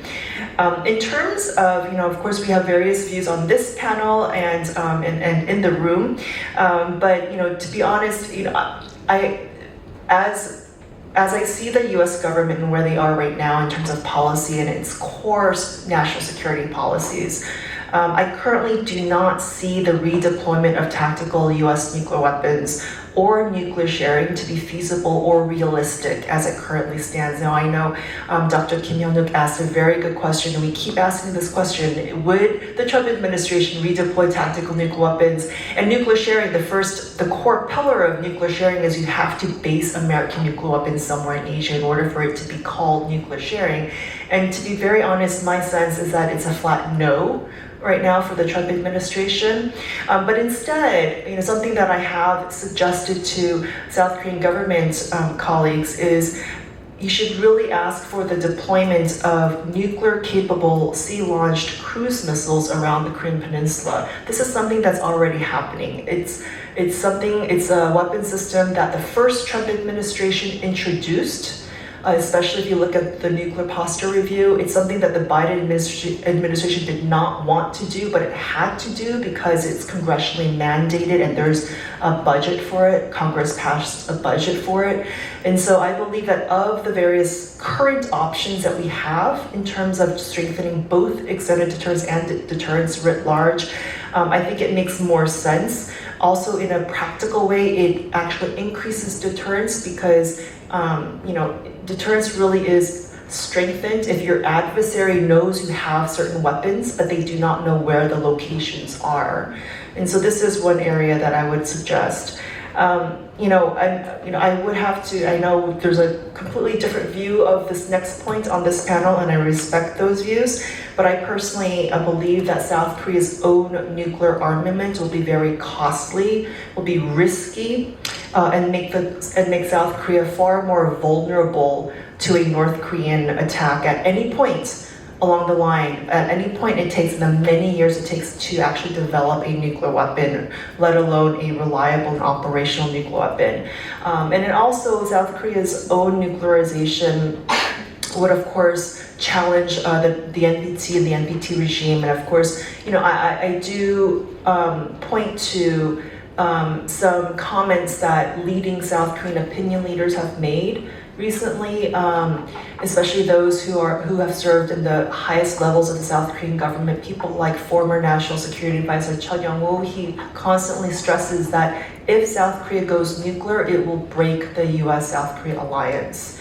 And so I think that's something to consider as whoever wins the next presidential election. That's something that's an important point to consider. In terms of a Taiwan contingency, this is something that is extremely important for South Korea to prepare for, of course. It's something that is not discussed widely or publicly or easily in the South Korean discourse for understandable reasons. It's a very sensitive topic. But I do believe that the allies should hold, the US and South Korea should hold very frank, honest, and candid discussions. It can be in private, it can be not disclosed to the public, but you have to have that conversation on various scenarios and what roles each side will play in the event of a Taiwan crisis. And even a potential simultaneous crisis on the Korean Peninsula, because there are many experts here in South Korea who are worried that a Taiwan crisis could then expand into or have a ripple effect and have another crisis on the Korean Peninsula at the same time. And so separately and in parallel, I think South Korea, whether it's the government-led or even led by South Korean think tanks and the media, I think South Korea should have an open and honest conversation, perhaps even a debate among the public on this issue of what should South Korea's role be, what should South Korea's military's role be in an event of a Taiwan crisis, what should South Korea's government's role be in terms of assistance? To what level, what degree of assistance should South Korea give Taiwan if something happens there? And I think this honest conversation in public is very needed, even though I understand it's extremely politically sensitive, but one important purpose that it would serve is to manage public expectations. Also, of course, to hear various views, but it's better to socialize this issue and have the public familiar with this issue so that they're not surprised or shocked when decision time comes during a crisis. And finally, on the third nuclear age, as a non-nuclear weapon state, South Korea is limited in its involvement in any P5 nuclear dialogues, whether it's arms control or NC3 discussions, or even discussions where you have linkages between emerging technology and nuclear weapons issues. And I'd love to further hear Professor Sohn's recommendations on how, because he mentioned in his remarks and his prepared remarks that South Korea could play a role in, for example, China-US arms control talks. This is something where I'd be curious to hear more of his views on, because I do think that South Korea is limited. But at the same time, I think the allies could still work together on a growing and important issue of what many of my colleagues back in Washington have called the axis of upheaval. Some people have called this the axis of autocracies or axis of dictatorships, which is the growing cooperation or bond among Russia, China, North Korea, and Iran. Now, of course, these four countries, it's not a alliance, it's not a multilateral mechanism at all. The threat is really bilateral among these four countries, bilateral relationships between these countries. But I think one way that Seoul and Washington should discuss and strategize is how can we break apart these countries within this group, or some people like to call it a bloc. And I think one of our presenters made a very important suggestion of trying to get Russia to abandon North Korea. So that would be an example of trying to break apart these relationships. And I also think that Washington and Seoul could work together to promote codes of conduct, or sometimes we call them rules of the road, maybe even international conventions eventually, on the responsible uses of cyber capabilities and AI in the military domain. Especially, this is relevant for South Korea, especially with a declining or aging population. So the South Korean military will have to rely more on autonomous weapons and other emerging technology, but there are a lot of safety and security risks and concerns that come with the adaptation of these emerging technologies. And so I think the allies should have a very honest discussion, but also together present and be the agenda setters for a global norm on how to use these technologies responsibly and safely. And I think the allies could also work together to promote civil nuclear energy in third countries. And I think it was perhaps Professor Sohn who also mentioned this too. About 10 years ago, I wrote a report with Bob Einhorn and Fred McColdrick at the Brookings Institution, and we wrote a report on how the allies could cooperate in third countries to promote civil nuclear energy. And I know it's 10 years ago and a lot might have changed, but we wrote that when South Korea and the United States were renegotiating their nuclear energy cooperation agreement, the 123 agreement. But I think it still applies because we do not want to see Russia or China take over the nuclear energy market, because there are serious security and safety and non-proliferation risks that are involved in that. And so South Korea and the United States could work together on civil nuclear energy in third countries in the world to ensure the highest global standards for nuclear safety, security, and non-proliferation. And so I'll just throw those bottom line points out there, and I'd be happy to elaborate and engage in a further conversation with my colleagues. Thank you very much. 네, 김 박사님 발표 잘 들었습니다. 글쎄요, 지금 뭐 제일 중요한 거는 발표하시는 것 중에 보니까 전술핵 재배치는 현실적이지 않다. 그리고 그러니까 이제 Sea Launched Cruise Missiles, 그러니까 이제 서브머린에 배치된 그거겠죠. 그러니까 이제 그죠. 그 볼리스틱 플러스 크루즈까지 하자 그 얘기인데 이제 한국 국민들이나 여기서 이제 핵 개발 이 디스코스가 생기는 이유가 그러니까 좀 더 비저블한 어슈런스를 달라는 얘기잖아요. 근데 크루즈 미사일 가지고 저는 좀 부족할 것 같은데 그 솔직히 좀 비저블한 어슈런스를 보여주기 위한 어떤 뭐라 그래야 되나요? 뉴클리어 엄브렐라 강화 방안이 또 뭐가 있을지 그게 첫 번째 질문이고요. 두 번째는 실제 제가 보기에 더 중요한 건 그 우크라이나 전쟁 이후에 푸틴 핵 사용 발언 이후에 나토가 보여줬던 대응 능력, 그러니까 이제 매시브한 컨벤셔널 웨폰 대응 능력과 핵으로 대응하겠다는 핵 대응 능력의 옵션 자체가 이 지역에는 두 옵션이 아무것도 없다는 게 문제거든요. 이제 그게 일본 학자들이 툴툴거리는 아주 불평하는 거죠. 여기에 무슨 대응 능력이 있느냐? 만약 중국이 핵을 사용했을 경우에 대만 사태에서 미국의 관여를 방지하기 위해서 뭐 정말 non-strategic nuclear weapons를 중국이 사용했을 경우에 미국이 대응 능력이 있냐? 미국의 매시브한 컨벤셔널 웨폰 능력이 있느냐? 핵 능력이 있느냐? 그거거든요. 거기에 대해서 어떤 식으로 좀 보완이 돼야 하는지 그것도 좀 제가 궁금해서 여쭤보고요. 그 다음에 정성장 세종연구소 한반도전략센터장님 한 15분 해도 되실 것 같아요. 네.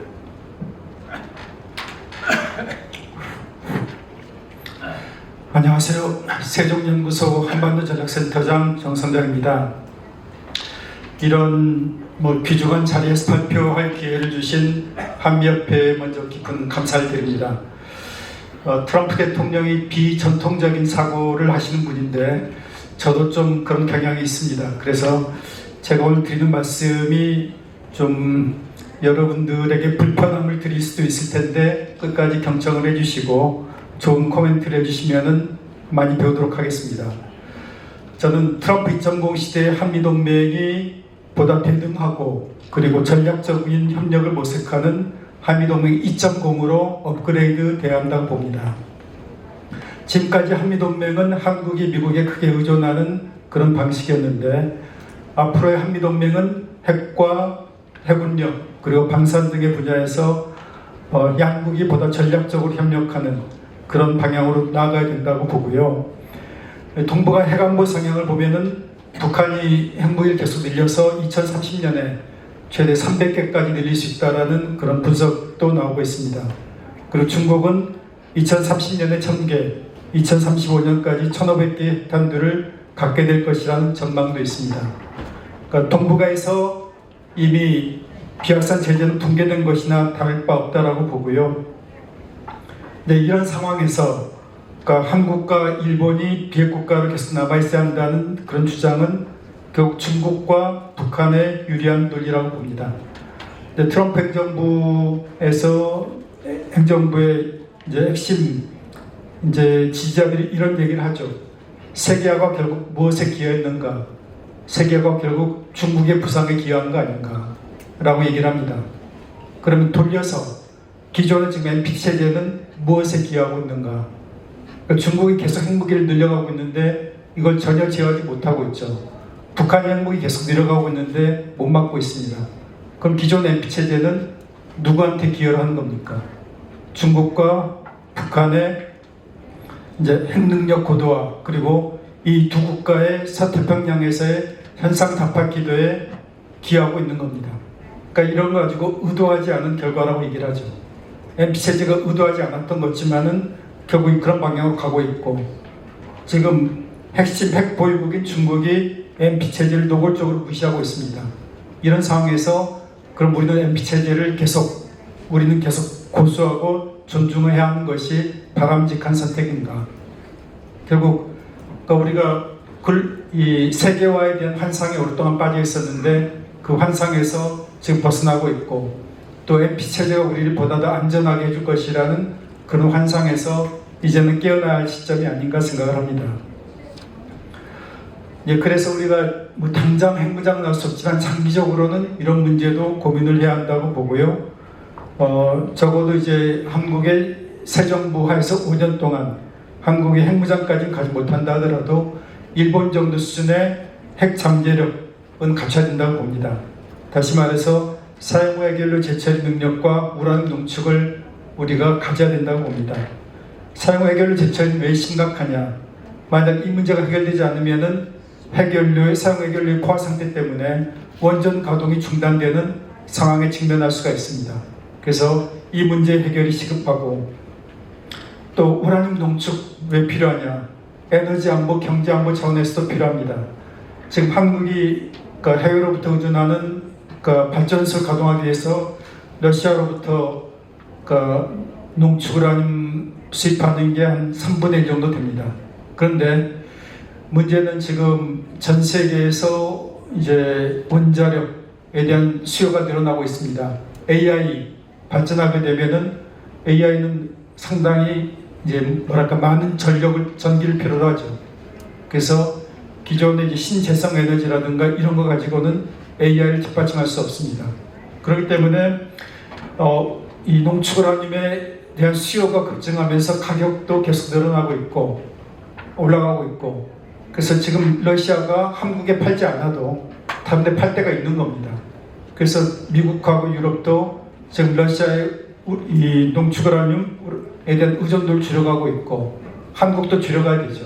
그렇다면은 한국도 이 분야에서 미국, 유럽, 호주와의 협력이 필요합니다. 그래서 이 원자력 분야에서 한국이 협력하는 게 또 필요하고, 그리고 또 우리가 지금 고민해야 되는 거는 과거에는 우리가 북한의 핵위협, 군사적 위협에만 주로 신경을 썼는데, 이제는 오늘 세미나의 주제하고도 관련이 되는데 중국의 위협에 대해서도 심각하게 고민해야 될 시점이 됐습니다.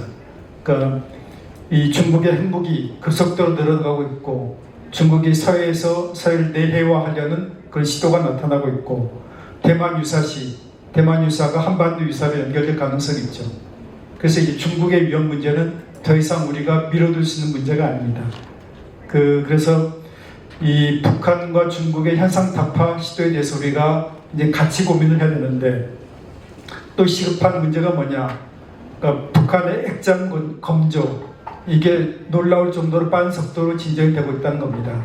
김정은이 2021년 8차 당대에서 전략 핵 잠수함 건조 계획을 발표했습니다. 그리고 나서 4년이 지난 올해 3월 김정은이 핵 잠수함 선체를 공개했죠. 이제 그 다음에 만약에 많은 전문가들이 그 이전까지만 해도 북한이 갖고 있는 그런 어떤 산업 능력, 낙후한 능력 가지고는 핵잠수함 개발에 상당히 많은 시간이 걸릴 거다라고 예상을 했습니다. 그런데 지금 달라지고 있는 평가는 뭐냐면은 러시아가 핵잠수함에 사용할 소형 원자로만 제공하면은 가까운 미래에 북한이 핵잠수함을 진수할 수도 있다. 그런데 일부 전문가들이 이렇게 얘기를 합니다. 희망적 사고를 가지고 러시아가 설마 북한에 그 소형 원자로까지 제공을 하겠느냐, 이렇게 생각을 하는데, 과거의 전례를 보면 그렇지 않습니다. 러시아는 제가 조만간 이제 세종연구소에서 브리프 형태로 발표할 계획인데, 1990년대 한국이 김영삼 대통령이 북한이 BTS 탈퇴하는 걸 보고서 이제 거기에 대응하기 위해서 우리도 이제 핵 잠수함이 필요하다라고 판단하면서 이제 개발을 지시를 합니다. 그래서 우리가 이제 러시아로부터 이제 소형 원자로 관련 기술을 당시 이제 습득을 했어요. 그러니까 이제 돈을 내고 그 기술을 습득을 했죠. 그러니까 우리가 MD 다 공공연히 잘 아는 사실이지만은 MD 관련해서도 우리가 러시아로부터 많은 기술을 습득을 했잖아요.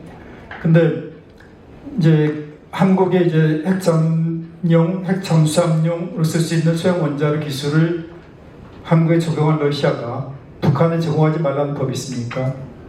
이제 러시아는 인도에도 핵잠수함을 임대해서 인도가 핵잠수함 개발하는 걸 도와줬죠. 그래서 핵잠수함, 북한은 ICBM에 이어서 핵잠수함까지 가까운 미래에 보유하게 될 전망인데, 그래서 북한이 확실한 제2격 능력을 갖게 되면은 확장 억제는 더욱더 약화될 수밖에 없습니다. 이건 굉장히 시급한 과제예요. 북한이 핵무기를 탑재한 핵잠수함을 가지고 미 본토 앞까지 간다고 했을 때 이건 얼마나 큰 미국한테 위협이 되겠습니까? 그런 상황에서 유사시 북한이 한국을 고통스럽게 할 수 있는 방법이 여러 가지가 있는데 뭐 핵탄두 가지고 도대체 공격하는 방법도 있지만은 그것보다 핵 EMP 가지고 이제 한국의 전력시설 마비시킨다고 했을 때 우리의 대응은 제한될 수밖에 없을 겁니다. 그 경우에 미국이 한국을 도와주는 게 굉장히 제한받을 수가 있어요. 그래서 한국이 핵추진 잠수함 개발하는 거 이제 이거는 시급한 과제라고 할 수가 있습니다. 그런데 이제 한국은 이제 과거에 김영삼 정부 시기, 노무현 정부 시기 핵잠수함 개발 시도했지만은 그 당시 잠수함을 제대로 개발할 수 있는 능력이 없었어요. 원자로 관련 기술까지는 어느 정도 확보했지만은, 근데 지금은 잠수함 분야에서 한국이 해외 수출할 수 있는 명품 잠수함도 개발할 수 있는 능력을 갖고 있습니다. 근데 핵심 기술이라든가 운영에 있어서 노하우가 없기 때문에 미국이 협력한다면은 빠른 시일 내에 시행착오를 범하지 않고 핵잠 개발로 갈 수 있겠죠. 그래서 한국과 이제 미국, 일본이 핵 잠수함을 공동으로 전 개발해야 된다고 생각하는데 이것은 이 동북아에서의 어떤 중국과 북한의 현상 답보 시도를 막는데 기여할 수 있다고 봅니다. 많은 전문가들이 중국이 2027년 이전에 또 2027년 대만 침공할 가능성이 있다고 얘기하는데 그럼 시간이 얼마 안 남았잖아요. 만약에 한국과 일본이 핵잠을 개발하는데 뭐 한 10년 정도 시간이 걸릴 거라고 많이 예상을 하는데 모르겠습니다. 한국이 갖고 있는 기술로는 그보다 더 앞당길 수도 있을 거라고도 보고요. 그러니까 이 분야에서 한국과 일본이 핵잠을 보유하게 되면은 동북아에서의 중국과 북한의 현상 답보 시도를 막는데 기여할 수 있을 거라고 봅니다. 그리고 지금 미국의 최대 외교안보 목표 중에 하나가 대중견제인데 대만 유사시 미국이 중국하고 핵무기 가지고 싸울 수는 없는 거 아닙니까? 핵훈력 가지고 싸운다고 했을 때 가장 크게 기여할 수 있는 나라가 바로 대한민국이죠. 지금 미국의 선박제조 능력은 세계 17위 또는 19위라고 평가받을 정도로 미국의 조선산업은 거의 몰락한 상황입니다. 근데 한국은 세계 2위, 일본은 세계 3위죠. 한국의 능력은 일본의 2배 정도 됩니다. 그러니까 미국의 대중경제에 가장 크게 기여할 수 있는 나라가 바로 대한민국, 한국이라고 할 수가 있는 거죠. 그래서 한국과 미국이 조선, 그리고 핵훈력, 그리고 이제 방산, 원자력 분야에서 전략적으로 협력할 필요가 있다. 만약 한국이 원자력 협정을 개정하는데 과거 미 행정부가 거부했지만 트럼프 행정부가 거기에 대해서 긍정적인 태도를 취한다면은 한국 국민들은 트럼프 행정부에 대해서 미국에 대해서 매우 감사하게 생각을 할 겁니다. 그래서 이 문제는 한미동맹을 보다 강화하는 차원에서 미국도 전향적으로 고려할 필요가 있고요. 그리고 이제 이런 분석도 있죠. 대만 유사시 미국이 사용할 수 있는 포탄이 실제로 미사일이 일주일 정도밖에 안 된다는 그 분석도 있습니다. 일주일은 한 달 정도? 한 달 정도에 일주일은 한 달 만에 바닥이 날 것이라는 분석도 있습니다. 그럼 그 다음에 어떻게 미국이 싸우겠습니까? 결국은 이제 한국이 결국은 저는 대만 유사시 후방 지원을 역할을 적극적으로 해야 된다고 봅니다. 그러니까 중국에 대해서 우리가 미국하고 같이 싸우지는 않는다. 그렇지만은 동맹이기 때문에 후방 지원은 적극적으로 할 수밖에 없다. 그래서 미국 전함이 싸우다가 이제 전함이 파손되거나 그랬을 때 그것을 이제 우리가 고치고 미국 해군이 싸우다가 다치면은 그것도 우리가 저는 우리 비용으로 우리 국가 예산으로 치료해주고 그걸 수리해야 된다고 봅니다. 그래야 이제 한미동맹이 굳건하게 유지가 될 수가 있고 이제 원자력 분야에서 이제 한미 간에 보다 더 전략적인 동맹이 필요한 게 미국은 핵심 기술을 갖고 있습니다. 그러나 원자력 발전소를 건조하는 데 있어서 건설 분야에 있어서는 미국이 인프라가 지금 굉장히 약화되어 있는 상태죠. 그래서 미국이 갖고 있는 원천 기술 그리고 한국이 갖고 있는 인프라 이것을 결합하면은 미국은 보다 단기간 내 저렴한 비용으로 이제 미국의 원전을 건설할 수가 있고 같이 수출도 할 수 있고 상호 이익이 될 수 있는 부분들이 많습니다. 그래서 원자력과 이제 이런 분야에서 이제 적극적으로 협력을 할 필요가 있다고 생각을 합니다.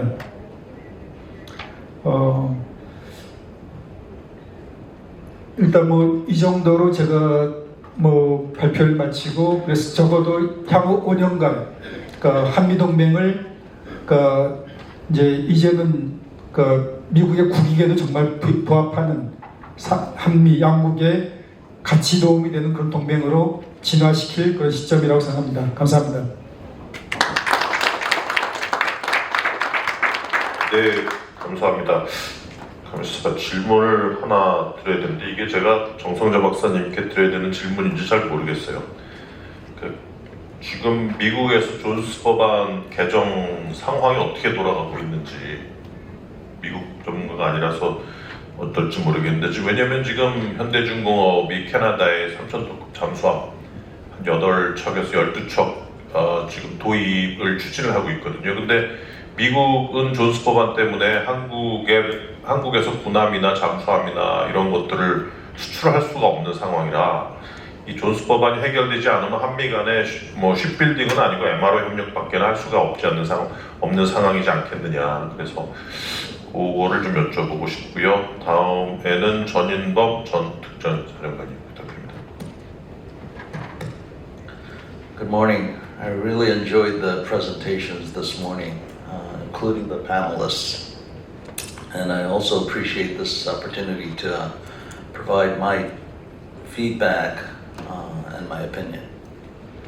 So, first, Dr. Yan, I could not agree more on your proposal for a more autonomous and better capable Korean military, which serves the interests of not only the Korean people, but the alliance. The United States needs and wants a more capable ally in the Republic of Korea. They don't need our money. We should not think that we can pay American soldiers to be in Korea. We must not think that reviewing reduction or changes in the US posture in Korea is because it's a chip to ask for more stationing money. That's not the case. The United States wants a more capable Korean military and it serves our interests. But at the same time, anybody here who has been interested in the South Korean military knows that we are in a crisis.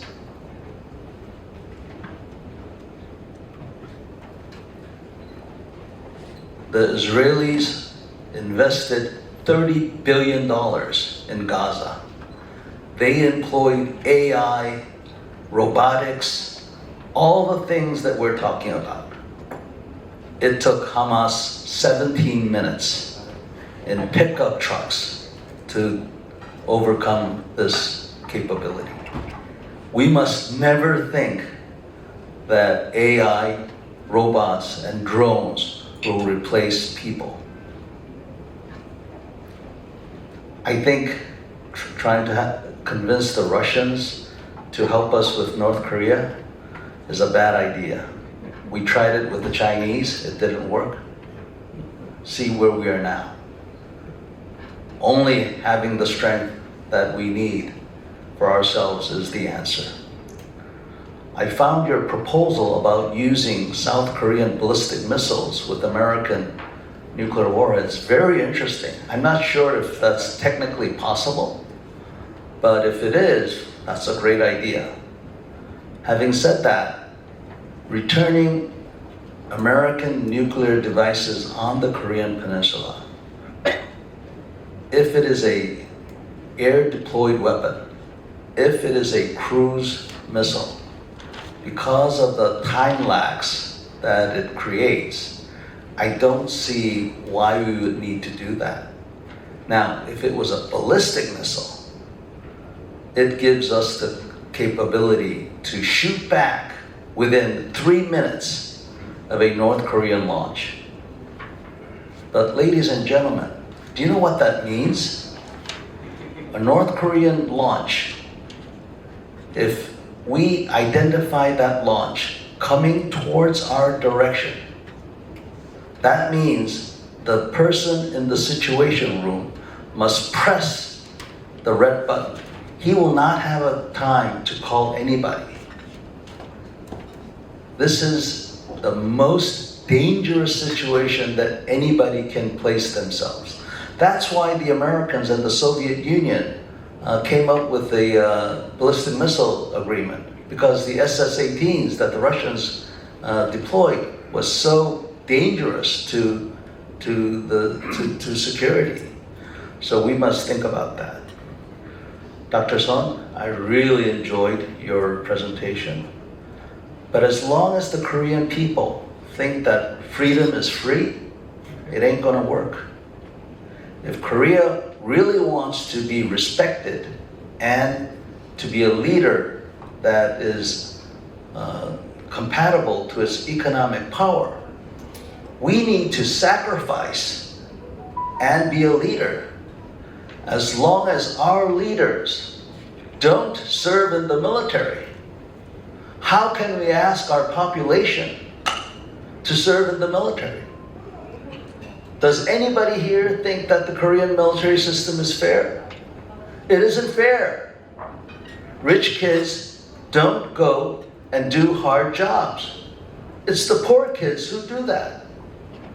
How can we be confident that we can defend ourselves if we have a situation that is unfair, and then think that the Americans will protect us? I must stress again that freedom is not free, and that it's about time that we Koreans wake up. I just want to throw in a couple of other thoughts. For one thing, what are other nations thinking about nuclear weapons and so forth? I think the South Korean public is really scared, but they have very little that they think they can do. The South Koreans are scared of the North Koreans, but they're also scared of the Chinese. I think this is something that Americans should really realize, that it's not just about North Korea for us, that it's about China. In the United States, I've noticed that there are NPT purists, that's what I call them. These people, they look at the NPT and it's like the Bible to them.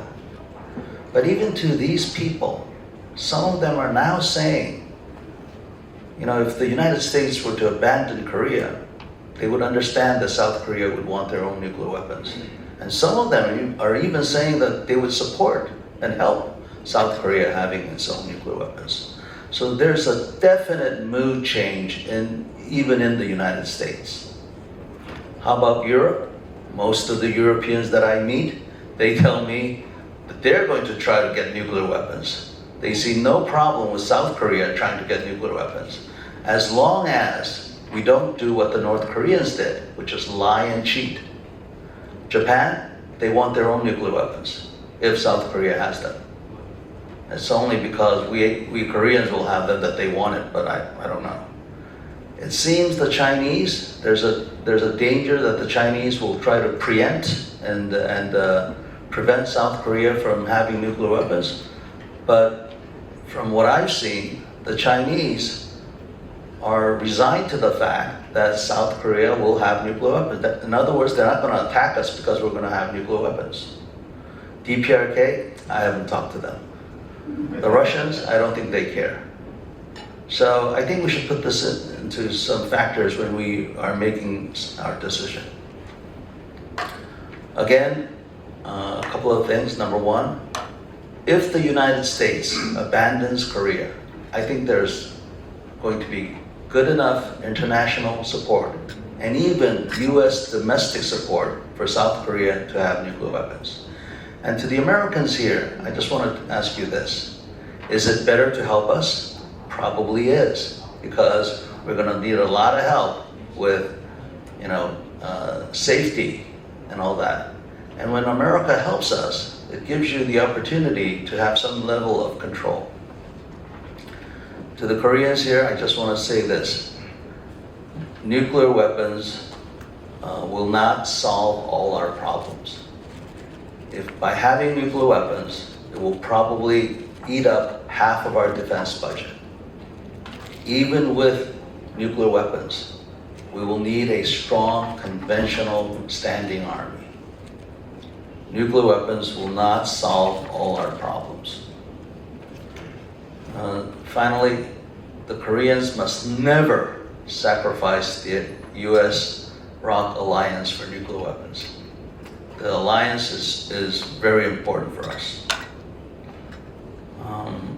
I recommend that we continue with the NCG, but at the same time try to close the gap that we have with the North Koreans, and this leads to Dr. Jung's presentation. Finally, about this one theater thing. You know, as a military man, if I want to have military operations, I want a one theater. Do you know what a one theater is?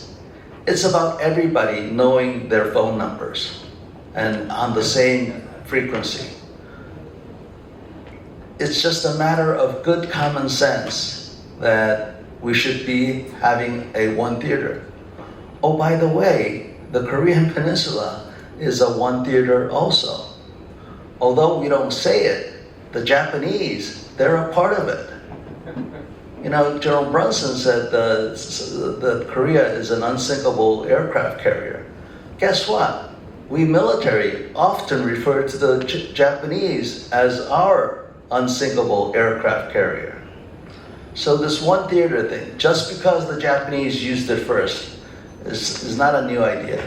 In practicality, when our warships go into a theater, when our airplanes have to go in, when our soldiers have to go in, one theater is a good idea. Thank you. 네, 전 장군님 감사드립니다. 일본이 원티어러 제안을 하기 전에 이미 중국이 원티어러 체제로 바꿨다라는 얘기를 들었습니다. 그러면은 아까 제가 질문 드린 분들, 어디죠? 제임스, 그리고 앤서니, 그리고 정성장 박사님께 드린 질문은 제가 들은 바로는 그 이 세션에서 앤서니 킴이 아마 존스에서 발표를 할 예정이라고 하니까 뭐 특별히 답변을 할 필요가 없으시면 안 하셔도 됩니다. 그럼 먼저 제임스, 오케이. I don't think this is fair at all. This is a panel. We shouldn't have to talk. So I feel like I've been no. So the first comment I want to make. This reminds me so much of the discussion that I hear in Europe about Trump or the U.S. abandoning NATO or abandoning Ukraine. And when I hear that, I say, look, you can say whatever you want about Donald Trump, but his foreign policy is classically based on American interest. What is good for the United States? And so I go to my European friends and say, okay, paint me a scenario where the United States is better off if there's no NATO and if Russia is controlling Ukraine. And they look at me and they go, well, of course, that's ridiculous. There is no way it's better off in the United States. And I go, that's exactly the point.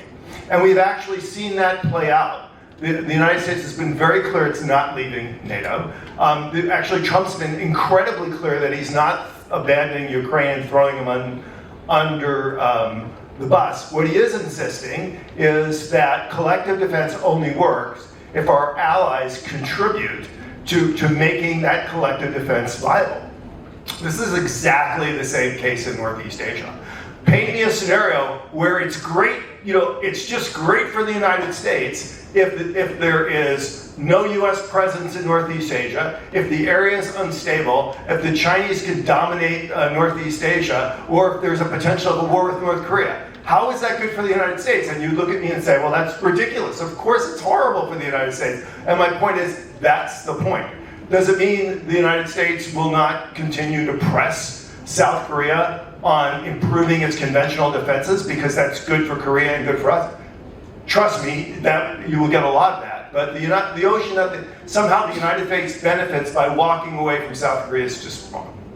I would like to say on the nuclear deterrent thing, you have to realize that in 1978, I was your nuclear deterrent.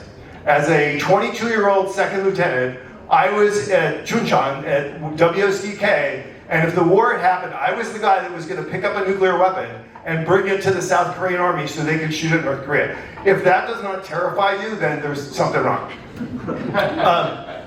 This is, obviously I do not speak for the U.S. government, and my view is my personal view, but I actually share your assessment. I think there's no likelihood that the United States would look to return tactical nuclear weapons to South Korea. And in part, it's because and this is my honest opinion, it's been a fantastic discussion, a great debate, but I think most of the discussion on nuclear policy is outdated and wrong. And I think we've actually seen this happening in real time in places like Ukraine, where regardless of the course of the war, the Russians have never come close to deploying a nuclear weapon. And so the reality is if you cannot win a conventional war, you don't start a nuclear one. And so the linkage between strategic deterrence and conventional deterrence is not theater nuclear weapons, it's conventional forces. Everything, tactical nuclear weapons just make things horribly more complicated. We're having the same discussion in Poland. We're not going to do it for them, and we're not going to do it for you guys. And the last comment I'll make is on operational command. And again, this is my personal view. I don't speak for the US government. As somebody who's been dealing with this issue for many years, in this forum, I will honestly say, I think now it's a terrible idea, right now. And for the simple reason is, our goal ought to make North Korea and China believe that the triangle of US, South Korean, Japanese commitment to regional stability is irrevocable. That paired with the US improving deterrence in Taiwan, both through Taiwan presenting more military capability and us ensuring that there's more allied capability in the theater, that is a great stabilizer. So why would you do anything at this point which might say, well, maybe that link isn't as strong as possible? And actually, if we want to make sure that we're not in a situation where we see a crisis during a crisis, if there's something going on in Taiwan, it's really the wrong time to be talking about kind of shifting operational command. It's a great discussion. Obviously, South Korea is more than capable of leading the defense of South Korea, but as a regional stability issue, I just think the time for that discussion is not now. Thank you, Jay. And now the guy who really knows his stuff. Thank you, Dr. Kim. I just want to echo 2 points. One, as Jim mentioned, this outcome transfer, obviously we're talking about wartime outcome. Peacetime outcome has been made, I think back in 1994. I really think that this is not a good time for us to push this idea any forward. We can talk about it, but it shouldn't be a top priority. I just say that. I don't think this is time for us to push it. If you do a cost and benefit analysis, it'll be much more expensive and costly. So let me put it at that. I really want to echo General John In-beom's very practical, common sense views on many key issues here. I think the benefit of us getting together at this particular juncture, Trump 2.0 and new administration in Korea 1 week from today, basically, we have never seen this kind of brand new, let's say, canvas. This is time for us to really reflect what we've been thinking about strategically and practically. Let me remind you, this is not anymore 20th century. This is 21st century. And this alliance we've been enjoying over the past 73 plus whatever years, amazing journey together. And I think that the trend line pattern has been crystal clear. Despite whatever ups and downs and different colors, red and blue, doesn't really matter. It's been always upward and onward, really going together. So the benefit of, again, this seemingly uncertain future, chaotic situation, I think this is actually opportunities in disguise. And that's our challenge, how to really make that seemingly chaotic challenge into real practical opportunity. So my last point is that more than anything else, this is my bottom line. I mean, now the fact that we can talk about all these, kind of a new horizons, I think our conversational framework has been definitely expanded and deepened. Remember those days? It's always about six-party talk, the same conversations as usual. But perhaps now we can think about so many other things in a broadened and deepened framework. That strategic flexibility is, I think, something very much we've been waiting for and looking for. This is time for us to take some concrete ideas and actions together. It'll take some time, obviously, but I think this is time for us to really kind of put things on the agenda and sorting out those ideas. Thank you. 지금 벌써 시간이 20분까지죠? 알았습니다. 20분까지인데 일단은 오디언스에서 몇 분 받고 패널리스트 분들께 마지막 발언 기회를 드리겠습니다. 박원곤. Yeah, my name is Won-Gun Park. I'm the professor at Ewha Women's University. I'm the presenters of second session, so I shouldn't get interviewed about this fourth session. But since Mr. Carafano and also Mr. Anthony Kim raised a very interesting point of the wartime operational control, transport, and this is not the South Korea who initiate this issue. Elbridge Colby, I think it's February when he was the Senate hearing, and he's been asked these questions about the wartime operation control. Of course, he's not explicitly mentioning to transport to South Korea, but he's definitely agree with that. And probably you also read his book of the strategy of a denier. He's a strongly advocated transport of the wartime control. And also the last March, Washington Post, they released the interim defense, the national defense strategy. And strategic guideline. According to that, and South Korea, including many other U.S. allies, should take far more responsibility for defense themselves. It's including wartime operation control too. So that's why one of the South Korean leading presidential candidates, and he advocated the transport the wartime control. So I wanted to make sure that South Korea is not the one who initiate this one. The American is the one who started to talk about this issue. Thank you. I must say, fair point, but we never said South Korea shouldn't talk about it, United States shouldn't talk about it. It's on the agenda, but it shouldn't be a top priority. 혹시 오디언스에서 다른 분 질문이나 코멘트 있으시면 없으십니까? 누가? 네. You want to say something, James? No. Okay. There's nobody. 저도 약간 박 교수님하고 그리를 하는 게 인터림 가이던스 보면 이란 threat, North Korea threat은 동맹국들이 좀 테이크케어하고 미국은 중국 이슈에 더 집중하겠다 그런 문장이 있어서 아프간 트랜스포를 미국이 더 웰컴한다는 개연성은 느낄 수 있어요. 근데 그 부분에 대해서는 저는 아직까지 결정이 난 부분은 아니니까 좀 더 두고 봐야 된다는 입장입니다. 그러면 세 분께 마지막 답변이나 아니면 파이널 리마크스 기회를 드리겠습니다. 김 박사님.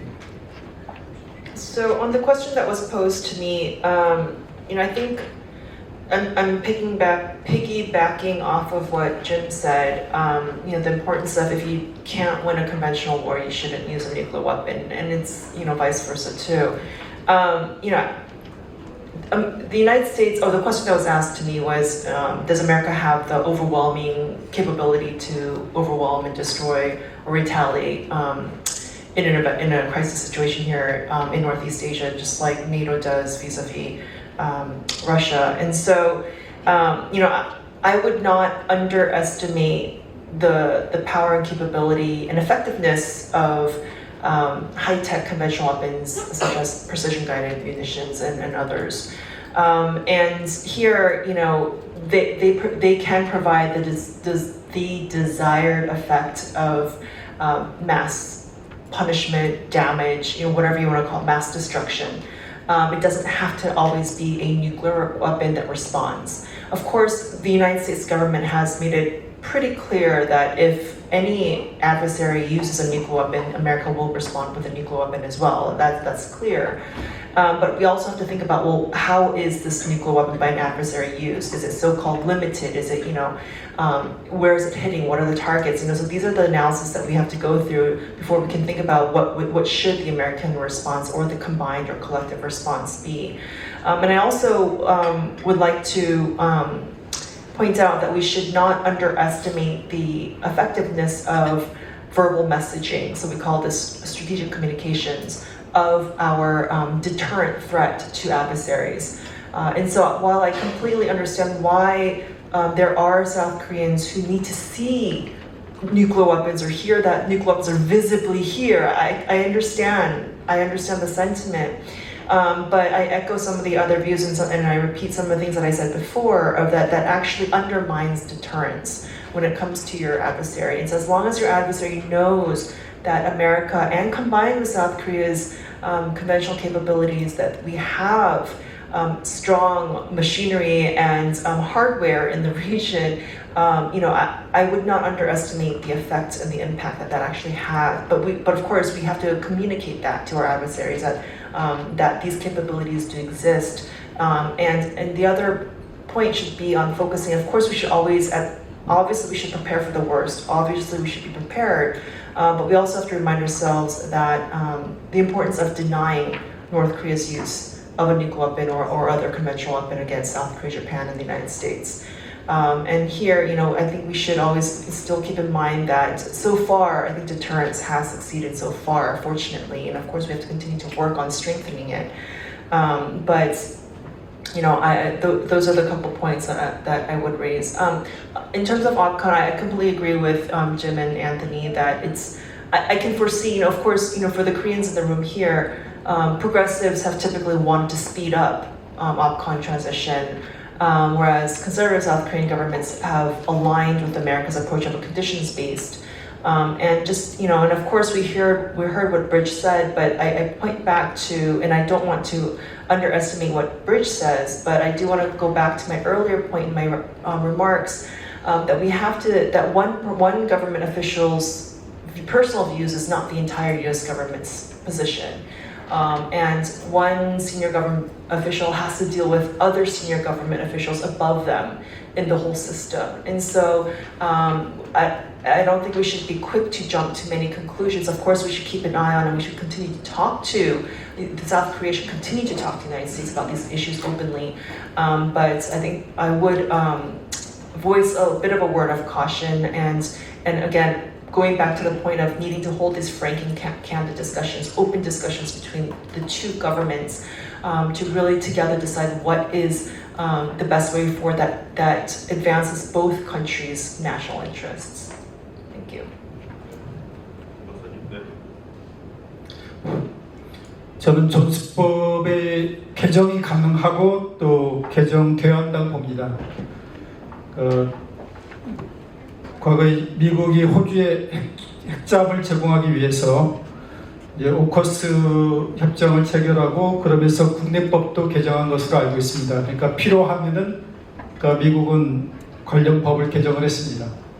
그러니까 지금 당장 존스법을 미국이 개정한다기보다는 저는 한미 정상회담이 개최가 되고 거기서 트럼프 대통령이 원하는 것처럼 한미 간의 조선 분야에서의 전략적 협력에 대해서 합의가 이루어진다면은 그것을 뒷받침하기 위해서 존스법 개정 논의도 저는 본격화될 것으로 그렇게 예상을 합니다.